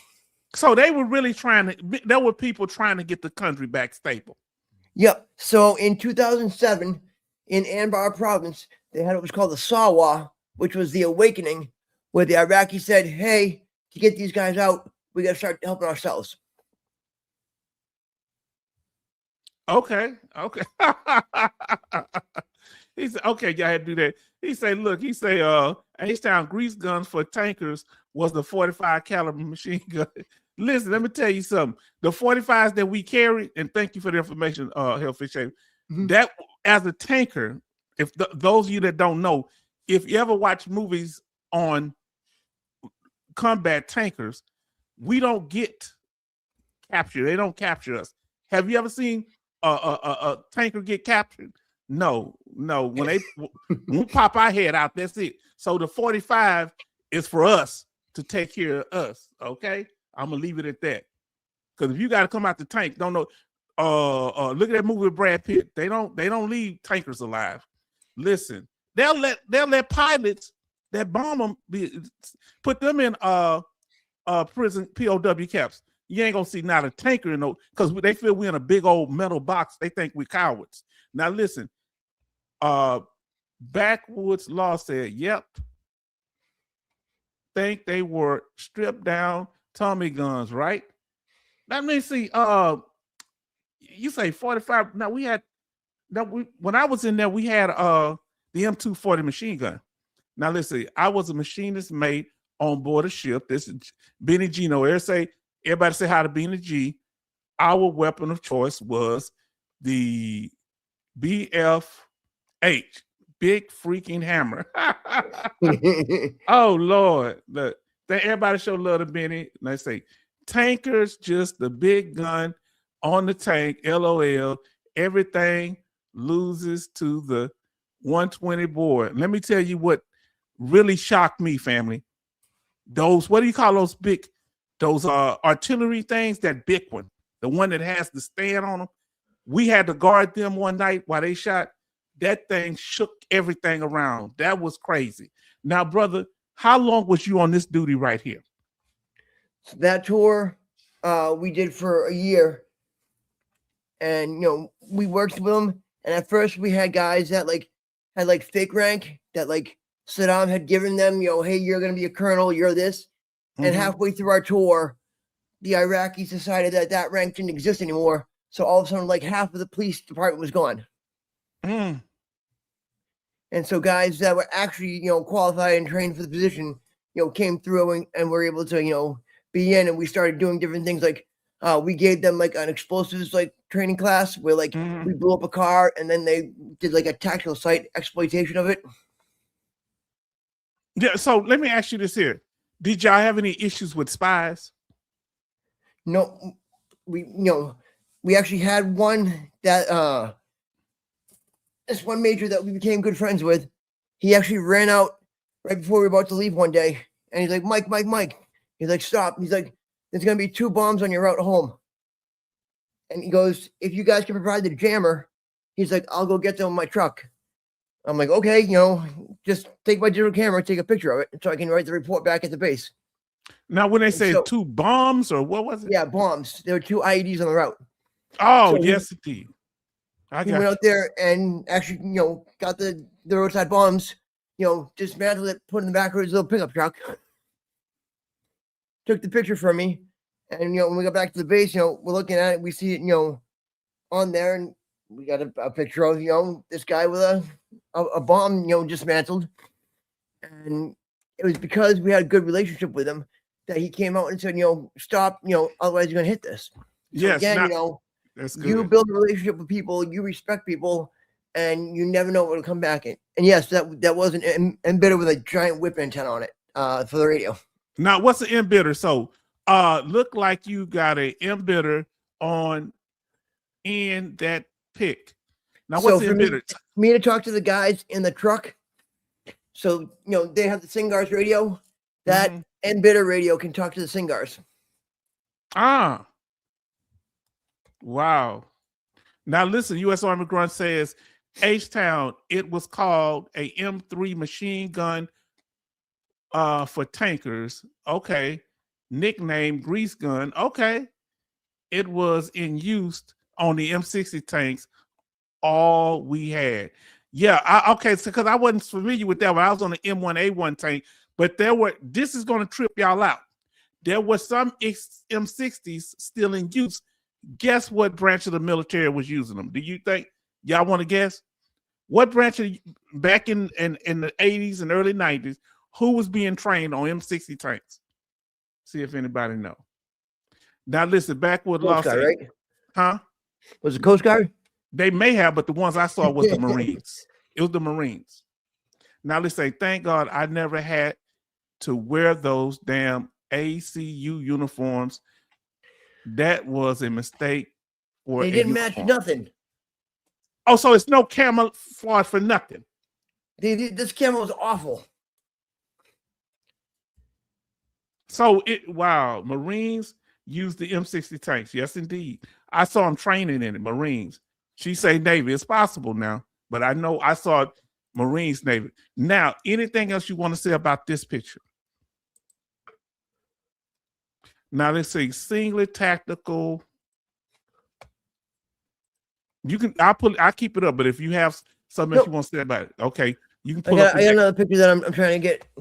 Okay, take your time. I'm gonna read this here. So, backwards law say singular was a tactical radio set. So always had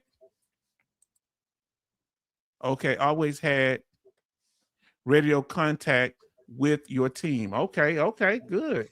It's like a walkie-talkie, I guess. Now, Marines, it's a secure channel. Oh, secure channel. Marines got the Army hand me down. Oh, y'all something else. Now, we ain't trying to be mean like that now. U.S.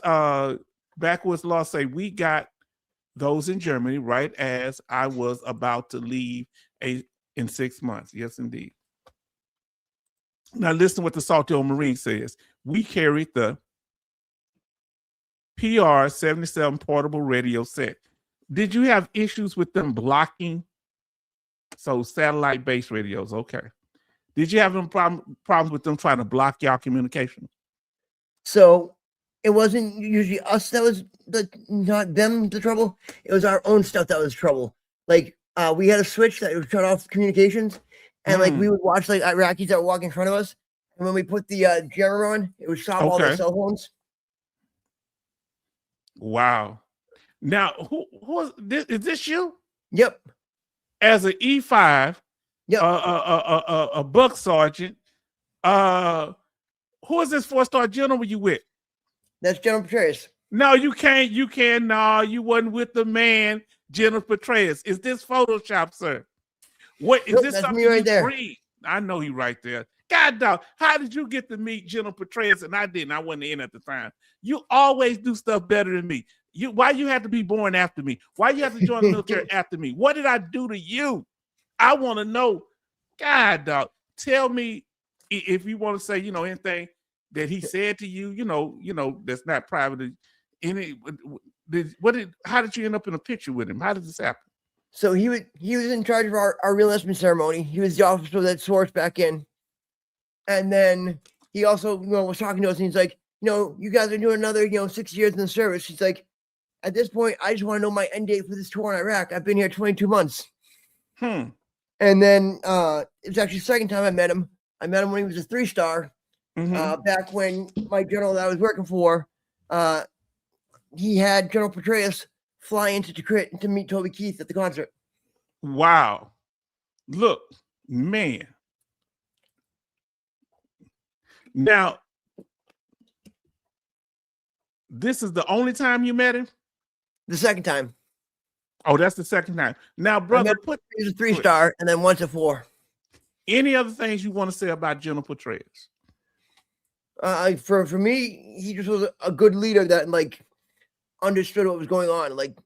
I feel like the mission really changed when what we were doing and how we were doing it in that 2007 time range. Okay. Now, backwards law say we did have a yo-yo in Germany that fired a singular stinger. A stinger. Is that like a stingray almost? What is that, like a Singars? That's the big green radio. Okay. Fired up a Stingard in country, blew out several TV sets. Think that was up around Bunholder. If I remember right. Now, Charlton says, you all know the U.S. Navy installed GPS satellites for navigation in the desert. Okay. So in our Humvees, we had what was called the Blue Force Tracker. Okay, I'm gonna have you talk. GPS on your phone and things like that. We had these, screens inside the Humvee that you could talk. You send a text message to other trucks. You could talk to the birds that were flying overhead, the drones, anybody that was on the battlefield. You could say, "Hey, what's going on?" And you could mark when you're in engagement. If you're having a tick go on, you could say, engagement here. 2 positions, machine gun, or 1 hit, IED, and you'll be able to let other people in the area know what's going on, so they don't have to go through it. Gotcha.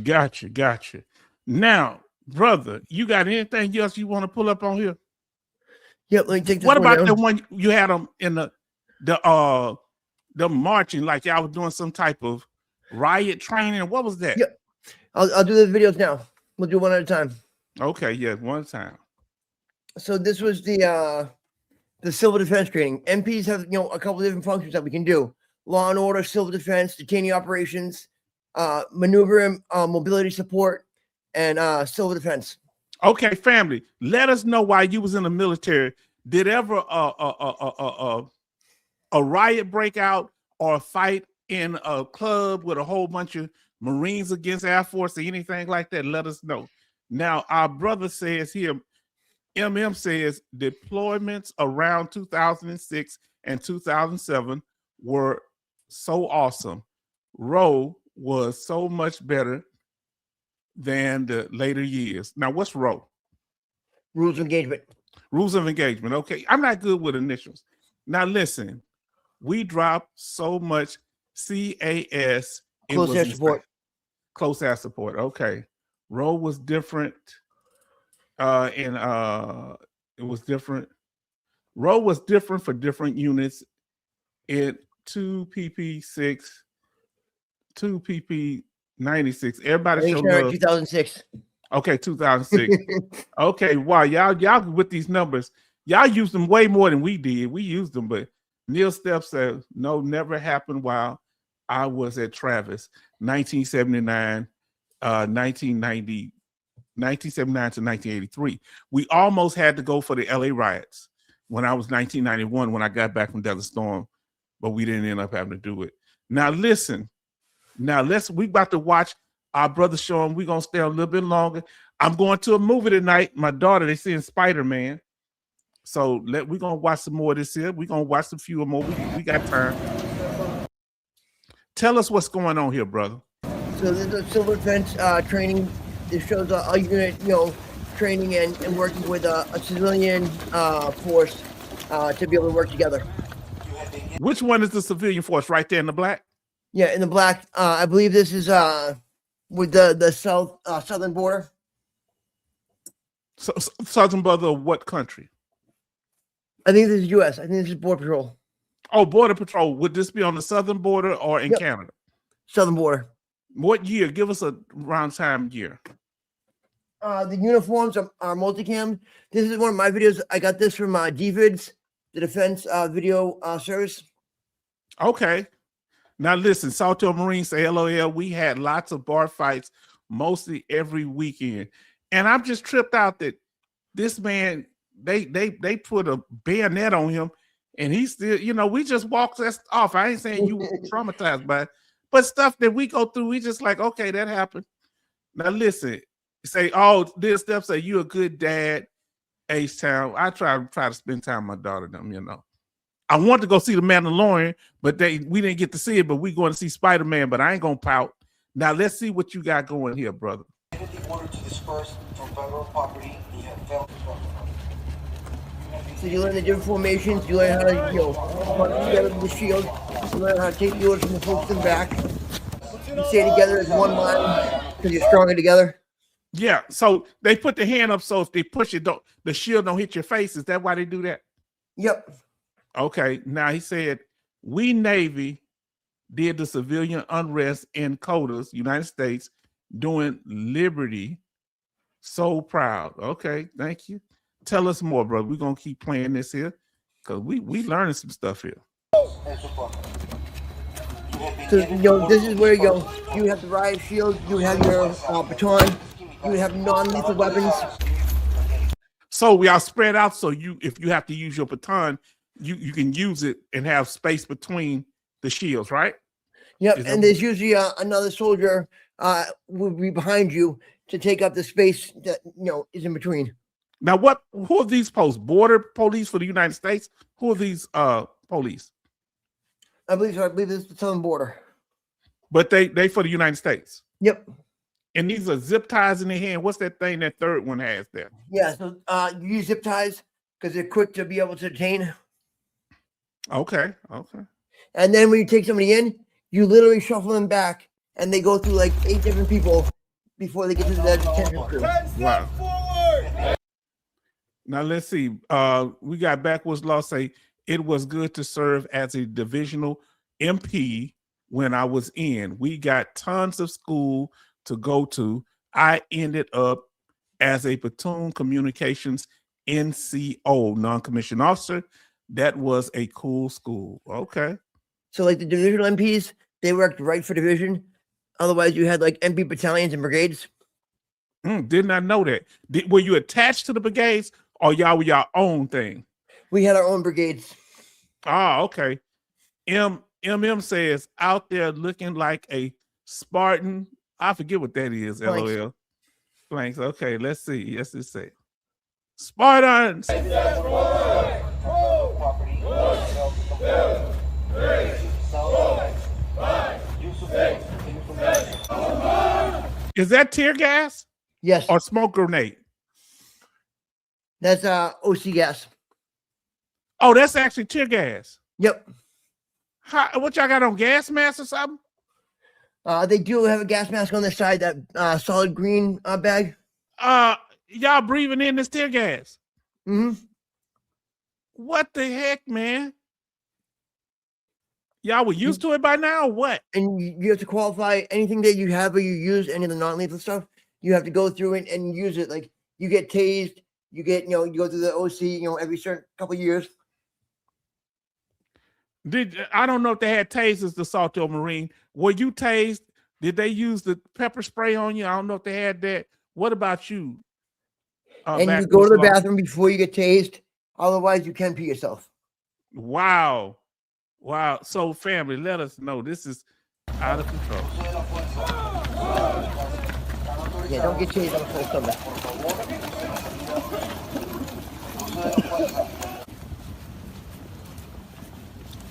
Or maybe Thursday or Wednesday. Good job, guys.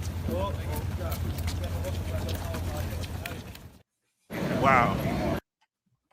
Now, you got another one. Put it up, brother. This is something else here. Family, what y'all think about this serious training? Because when we went through basic, I'm assuming y'all doing it in every branch. we had to go through the gas chamber. Did y'all go through the gas chamber when you did basic training? Did you have to throw a grenade? Did y'all never had grenades as a as MPs, right? We did. Wow, we really We had didn't have grenades, and we also had the 203s because we had the launcher on the M4. Okay, let us know on tanks. We didn't have no grenades in there because that would be the disaster of all that we be gone. Let me ask y'all: if you were on ships, did y'all have grenades? On airplanes, did they have grenades? Let you get that. We'll get to the next one. Let me read this here. Say in the 3rd ID, we had a platoon attached. This is from Backwoods Law to each brigade in the division. 1st Brigade was a super heavy reinforced brigade. We were on the southern border of the 11 ACR to protect the 11 ACR flank. Okay. Armored Cavalry Division. Army Cavalry. Now let's see what you got here, brother. Now what's this right? 2005. So this is B-roll from 2005 Iraq. Is there gonna be some explosions on this or whatever? This should just be some convoys, just basic convoy security. I believe this was after they had an incident and they're just going back out there just a regular patrol. So that was Route Irish. Now, would this be after they did the battle? Wasn't the battle in 2003, right? Remember when they had now they're inside country. We stopped in Desert Storm. We actually stopped when we got to, they call it the Road of Death or whatever. You remember all those people? So we stopped there. They wouldn't let us go in Iraq. Grenades on ships? Are you insane? I was thinking. I'm with you, especially with soldiers that drink. So that's the team leader that's on the mic right now. Okay. Who are these? That's an M1 tank on the side. That was a tank on the side, one of our tanks. Or M2. So they had like these little checkpoints that were set up because we were getting hit so many times on that route that they put the tanks out there to beef it up. Are those Iraqi people riding by? Yep. So that's Now this is what the MPs used. Yeah, that's a grenade machine gun. So this is not a 50 cal. What is it called? I ain't trying to put you on the spot, but because it don't look 19. Like, huh? It's a Mach 19. Mach 19. Okay, because it didn't look like a 50 cal. So no, if you put 203 rounds on it, and it fires them off like a machine gun. See, so it's a grenade launcher machine gun. The sad part about it, when we was there in Iraq, they hadn't put all this extra armor on it. You know, it was like 10 when we was in there. Yeah. So the front shield I didn't have on my first tour. I just had some stuff that we had put on the side, and on the back I had nothing. So like I was exposed to the front, I was exposed to the back. I just had like these little shields on my left and right. Wow.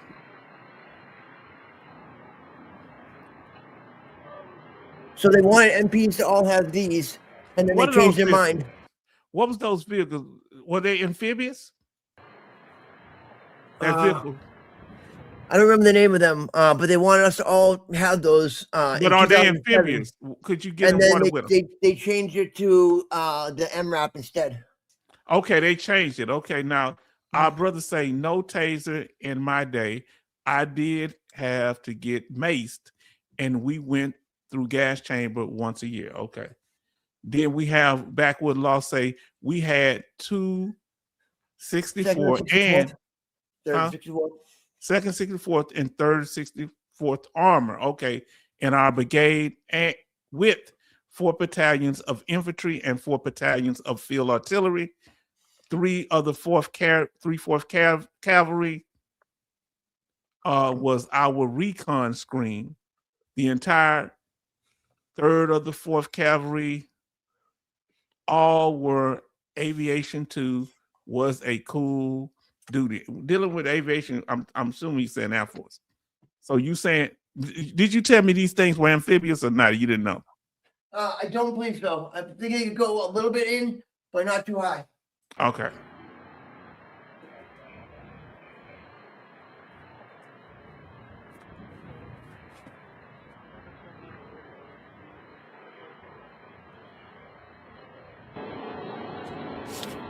And so when you're up there in the turret like that, you literally are sitting just on a seatbelt.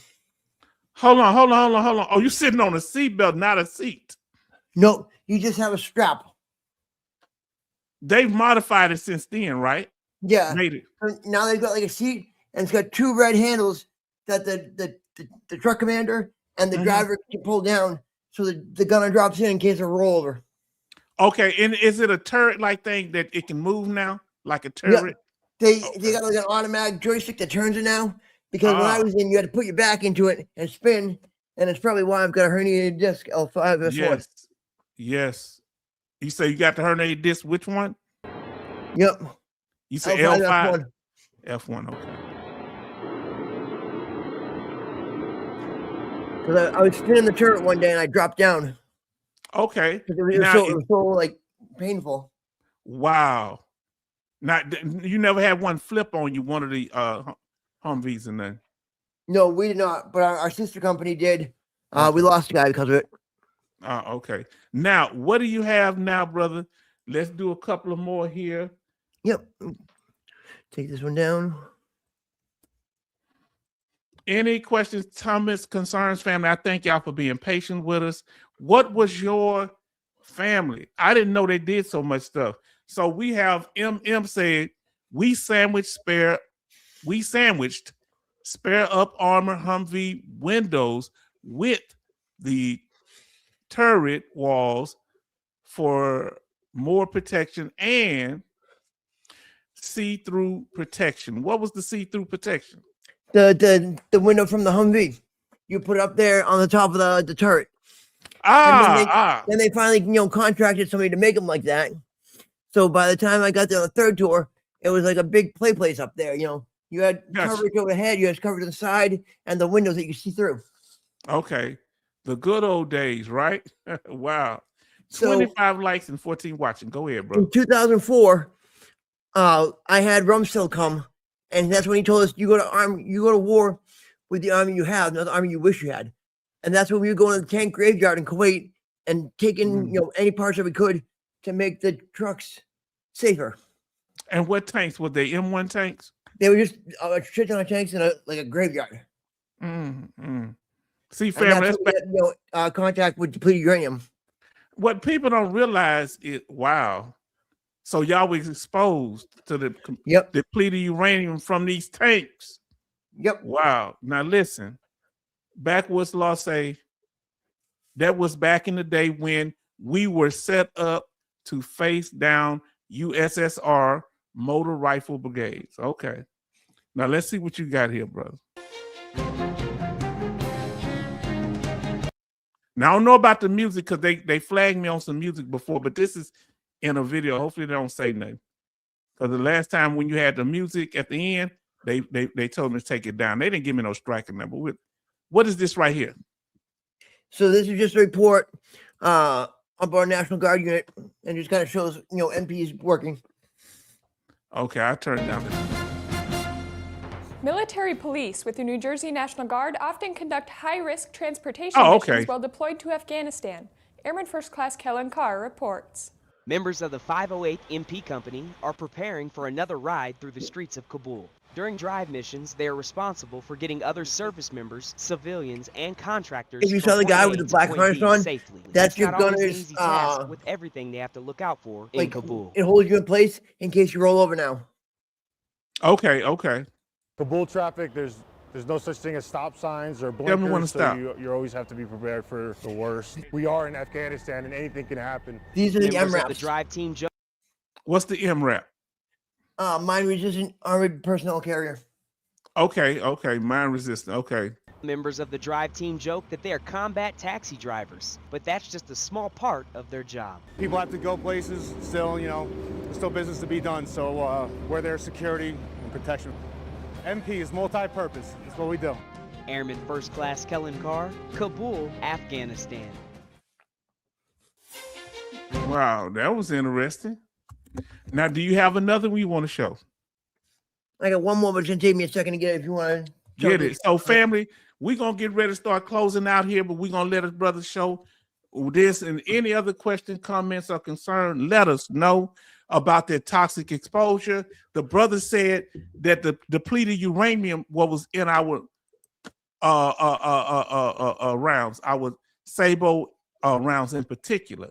Now, our brother said, MM says there were so many terror exposures that people could never even think about. Even the sand, coarse, and fine particles matter were toxic. Come on now, when we went through, by the time we got to Iraq, we could tell the difference between Saudi Arabia and Iraq. Let me tell you why. Iraq was scorched. You could tell there had been a lot of rounds on it. What toxic exposure y'all think y'all were? What type of exposure to chemicals that you think you were exposed to? Where were you at? Let us know. Were there any toxic chemicals on the ships, Charlton? Let us know, family. Any questions of our brother, of me, because he's getting ready to call it quits after the video, or let y'all, anything y'all want to say, let us know. That is true. MM even got terror for fueling our hammers. Wow. JP4 and JP8 sometimes depending on what the log pack brought in. Listen, we were there, and I don't know if y'all heard about it. I was there when they Camp Lejeune for our brother Salty, 1979 contaminated water. Anybody here was toxic exposure, burn pits? Let us know, fam. You need to file these claims. These, I think they're terror claims. Let us know. Now, we were where they had explosives, like they had a whole bunch of vehicles they blew up. They told they had low levels of sarin gas in these vehicles that they blew up right by us. Now, listen to what Charlton said. PCB hydraulic fluid back in the day, pre-1990. Wow. Now, listen to what 66 Love says. We had depleted uranium in our Bradley Sabo rounds. Y'all shot Sabo rounds like our tanks? Y'all must have, was your Sabo rounds smaller than, because Bradley vehicles had a smaller main gun. Y'all had Sabo rounds too? We had in our Sabo rounds too. Now listen to what our brother putting up the video now. Dioxin in the burn pits for all those in affected areas. Same chemical compounds as Agent Orange. I want to ask you this here question. When we had to burn our own feces, is that considered chemical exposure when we had to use diesel fuel to burn our own feces in barrels? That was a duty we had to do. I don't think that's the right video. Huh? Let me take that one. I put the wrong one. Now, take your time, get it up. I'm going to catch up on these. Okay. You good. Now, U.S. Army Grunt say, H-Town vet Northside, sir, again, grats on 3,000. And it was a great stream tonight. I hope everyone has enjoyed, has a great week, and be safe. Yes, indeed. Now, listen, family, thank y'all for coming through. Family, we got to keep this thing going. Now, Charlton say PCBs, I mean JP-4 and 5. Y'all keep bringing out that JP-4 and the JP-5. That must be serious. Now, listen. Benny says, I really enjoyed this, UNH-Town and Hellfish Haven. Hopefully we can get, look, I'm calling him out. Hopefully one day we can get our brother Salto Marine to come up and Backwood Law. Now listen, and y'all, if you want to sew your face, you can. If not, you can do it like he did it. I've seen his face before, so you know. Now listen, Backwoods Law say they are not easy to win. Those terror cases, those chemical exposures, those burn pits. But in the past few years, they have gotten much better. Has anybody won the Camp Lejeune claim yet? Finally, got most of the crap noted in mind with the VA. Good. Backwards law. Yes, H-Town Vet Northside. Okay, now listen. 66 Love say smaller. We had a 25 millimeter main gun. Okay. They were armor piercing. Even y'all, okay, y'all were armor piercing too. Them Sabo rounds ain't no joke. And those heat rounds, they burn stuff. They'll melt steel like butter. The JP8 we used to burn the poo. Oh Lord. Hold on. That ain't diesel fuel, is it? What is it used for? Jet fuel. Jet fuel. Okay. Now, what do they use in the 5 tons in the Doofin had? A different, like a diesel, right? I think it's a JP8 too. Oh Lord. So I'm exposed to that. Thank y'all for telling me about that. Oh Lord. Now I'm exposed to chemicals. I was in charge of the detail. Now that is jet fuel, JP4 and JP8. They use this stuff everywhere. Now I actually just got GERD service connected for Terra. Wow. They called it aviation diesel. Let me ask y'all this here. Oh, we did have jet fuel because the jet fuel was in our tank engines because they were yes, okay, right. Now let's get to it, see what our brother got here. Now let's see what we got. Country music singer Toby Keith visited board operating base Stain. Is that him right there? That's Toby. He put on a uniform. Yeah, the first ID patch. Okay, to make sure that they didn't try to take him out, or just to show respect. Just to be able to show respect to the guys there. To perform for the soldiers. It was a free concert where he played some of his most popular songs during the. So right it there, was free. The guy with the sunglasses right there, look at the camera. That's me. That's who?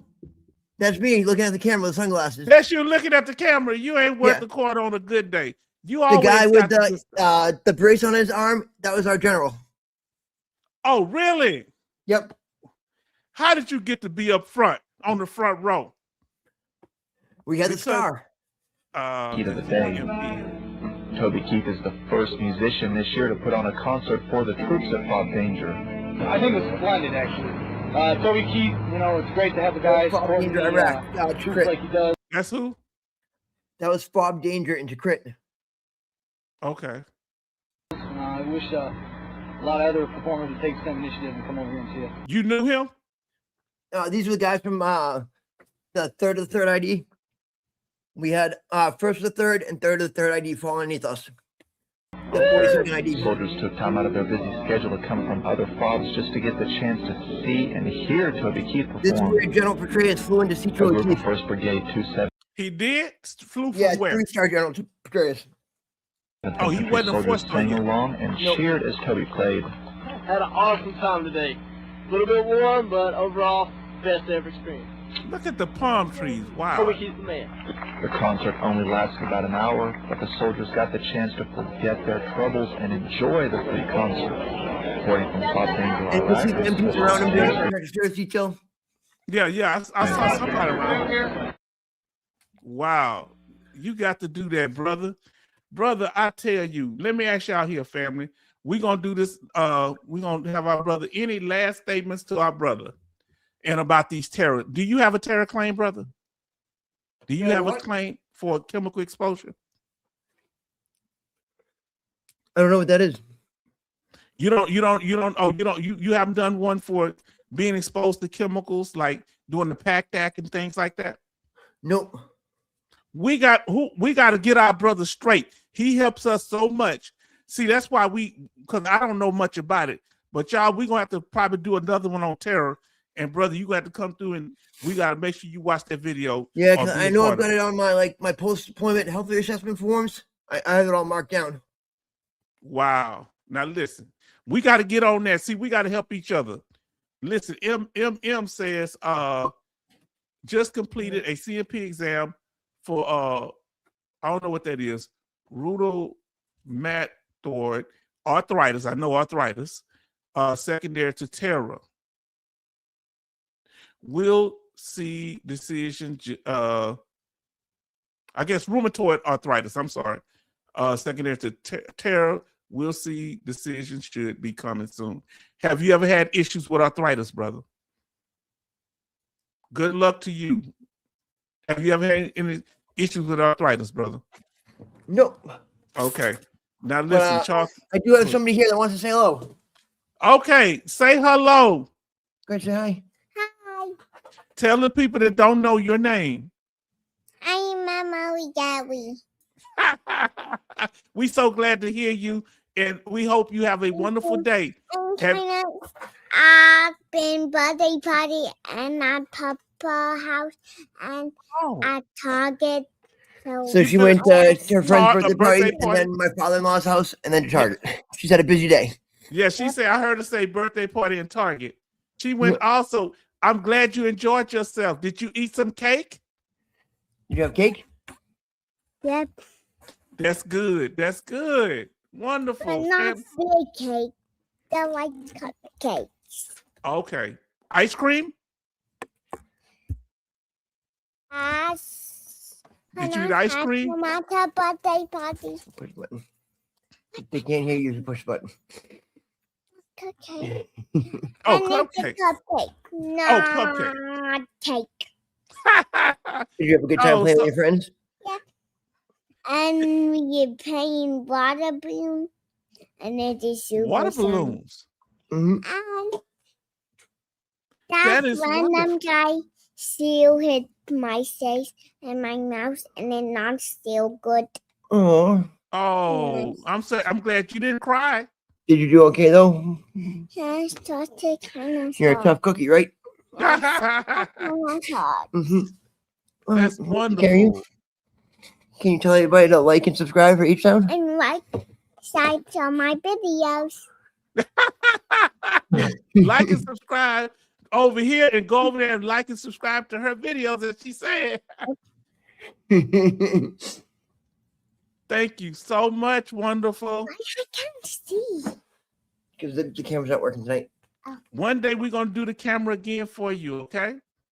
All right, we'll do it another time, though, okay? Okay. All right. Thank you, H-Town, for having us. You're welcome. Everybody say good night to our brother and to his daughter. Say your daughter's name. Mom, say hi. Say hi. Yeah, that's the wife yelling hi in the background. Can she see us? And bye that is okay. And that was. Do she still have her? What is that? Those little things from space? The space guy, the cowboy, and all that. She still got them. Come up here. Yeah, she's not coming. What was that? She still has her little. What's that from? Toy yeah, Story? Buzz Lightyear. Buzz Lightyear. Buzz Lightyear. Yep, and she's got Jessie the cowgirl and everybody. Well, good night. Good night. Good night, everybody. Good night. Everybody say good night. See you soon. See you soon. Bye, guys. Bye-bye. Yes, family. Y'all see that? Family.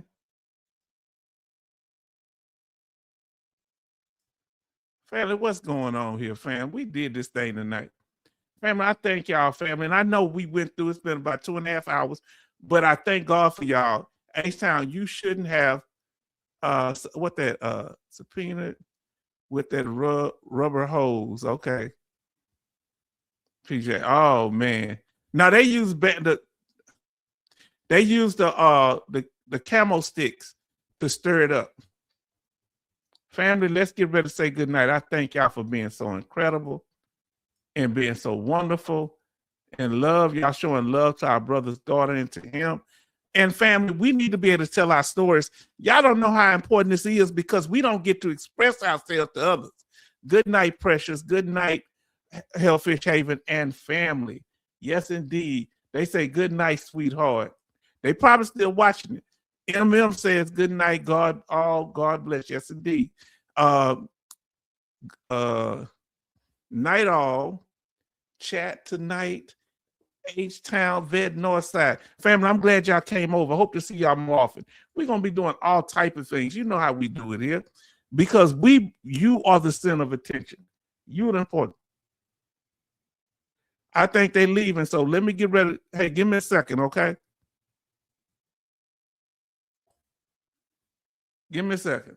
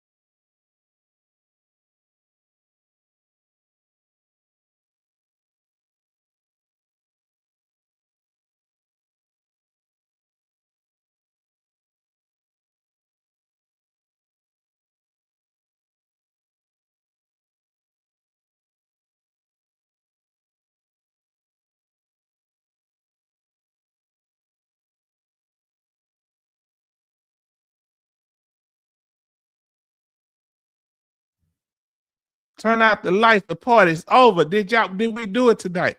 Let us know. Now, say rest well. Good night, fam. I'm going to show y'all some of these pictures. Look at that dog in there. And we got Neil. Look at that. We talked about the riot, didn't we? Look at that. Look at that. Do they deal with anchor monitors in the military? Police, do they deal with anchor monitors? Let us know. And he say, I have a CMP exam. Okay, our brother, I have a CMP exam. Please send me your good energy and prayers or whatever you do. Well, what we're going to do is pray for you. Dear Lord, we ask that you bless everybody in here, Hellfish Haven in particular, in this family and all the struggles he went through in the military, and ask that you bless Neil Step, God, in his CMP exam, and God, give him the information and that he can express it to the CMP examiner. We ask God that you bless all of us that have claims that we're fighting for. In Jesus' name, amen. Now, Jimmy Elmore say, good night, Hellfish Haven. The Saltair Marine say, good night. Everyone, Charlton say, good night, shipmates, Betty Bob's Grace, rest well, good night. Family, do we look, we have to take our time for each other. Let me go back to this here. That anchor monitor. I'm going to show y'all. Y'all know I'm going to show you. Come on now. Do they do that in the military? I don't think so. Kev, have a blessed night and a lovely, blessed vacation in Colombia. Don't forget to get that problems list when you get back, Kev, from the VA. One love, all y'all. Yeah, one love, y'all. Yes, indeed, Hellfish Haven. Everybody just show love to Hellfish. Thank you for having me. We're going to be doing this again, fam. Hopefully, I can get the Saltair Marine up here to give some stories. Now, listen, Betty Bob says, good night, Hellfish Haven, and have a blessed week with your family. Come on now. Gonna email a pic of corns. Yes, indeed. Family, we have to show love to each other. You understand? We got this. This may seem simple, but we don't get to express things all the time to other people. Good luck, Neil. And I was wondering about how they lock them up in jail. Where they go? So they say they hold them. Okay. When you see them lights, what do? And what about DUIs, fam? Amen. And we're going to have to talk about that probably next time. What about them DUIs? Even for taking this medication, that can be under the influence, right? So we're going to talk more about that later. Enjoy the movie. Yeah, they just got back from doing something, so we're going to go to the movie in a little bit. I think at 10, we're going to leave at 9 something. Good night, everyone. Family, I've enjoyed. Flea collar. That's what it is when you say, Jimmy, have a blessed weekend. Yes, indeed. We're going to see y'all on Tuesday. You know what's up. Amen. Yes, have a blessed night, Betty. See, family, we got to be able to express ourselves. For medication, can you get under the influence? Because some of this medication we take, we may not be able to drive with. Betty says, good night, Rose City D. Now, for DUIs, I pulled up over locked car and drive to the barracks. Okay.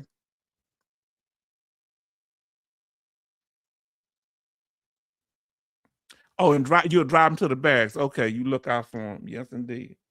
Family, we doing this thing. Are we doing this thing? Let me see if we got any more or we still at it. All right. Okay, family. We're around what we do. Come on, fam. Let's do this thing. For DUIs would pull over locked car. Okay, okay. So, family, we thank y'all. And we thank y'all for being here. We thank y'all for all of your support. And we ask that y'all continue to get the word out so we can keep growing the channel, okay? We all here about showing love and making sure we support each other. Is that all right? So, family, we talked about it tonight. We talked to our brother Hellfish Haven. Go over to his channel.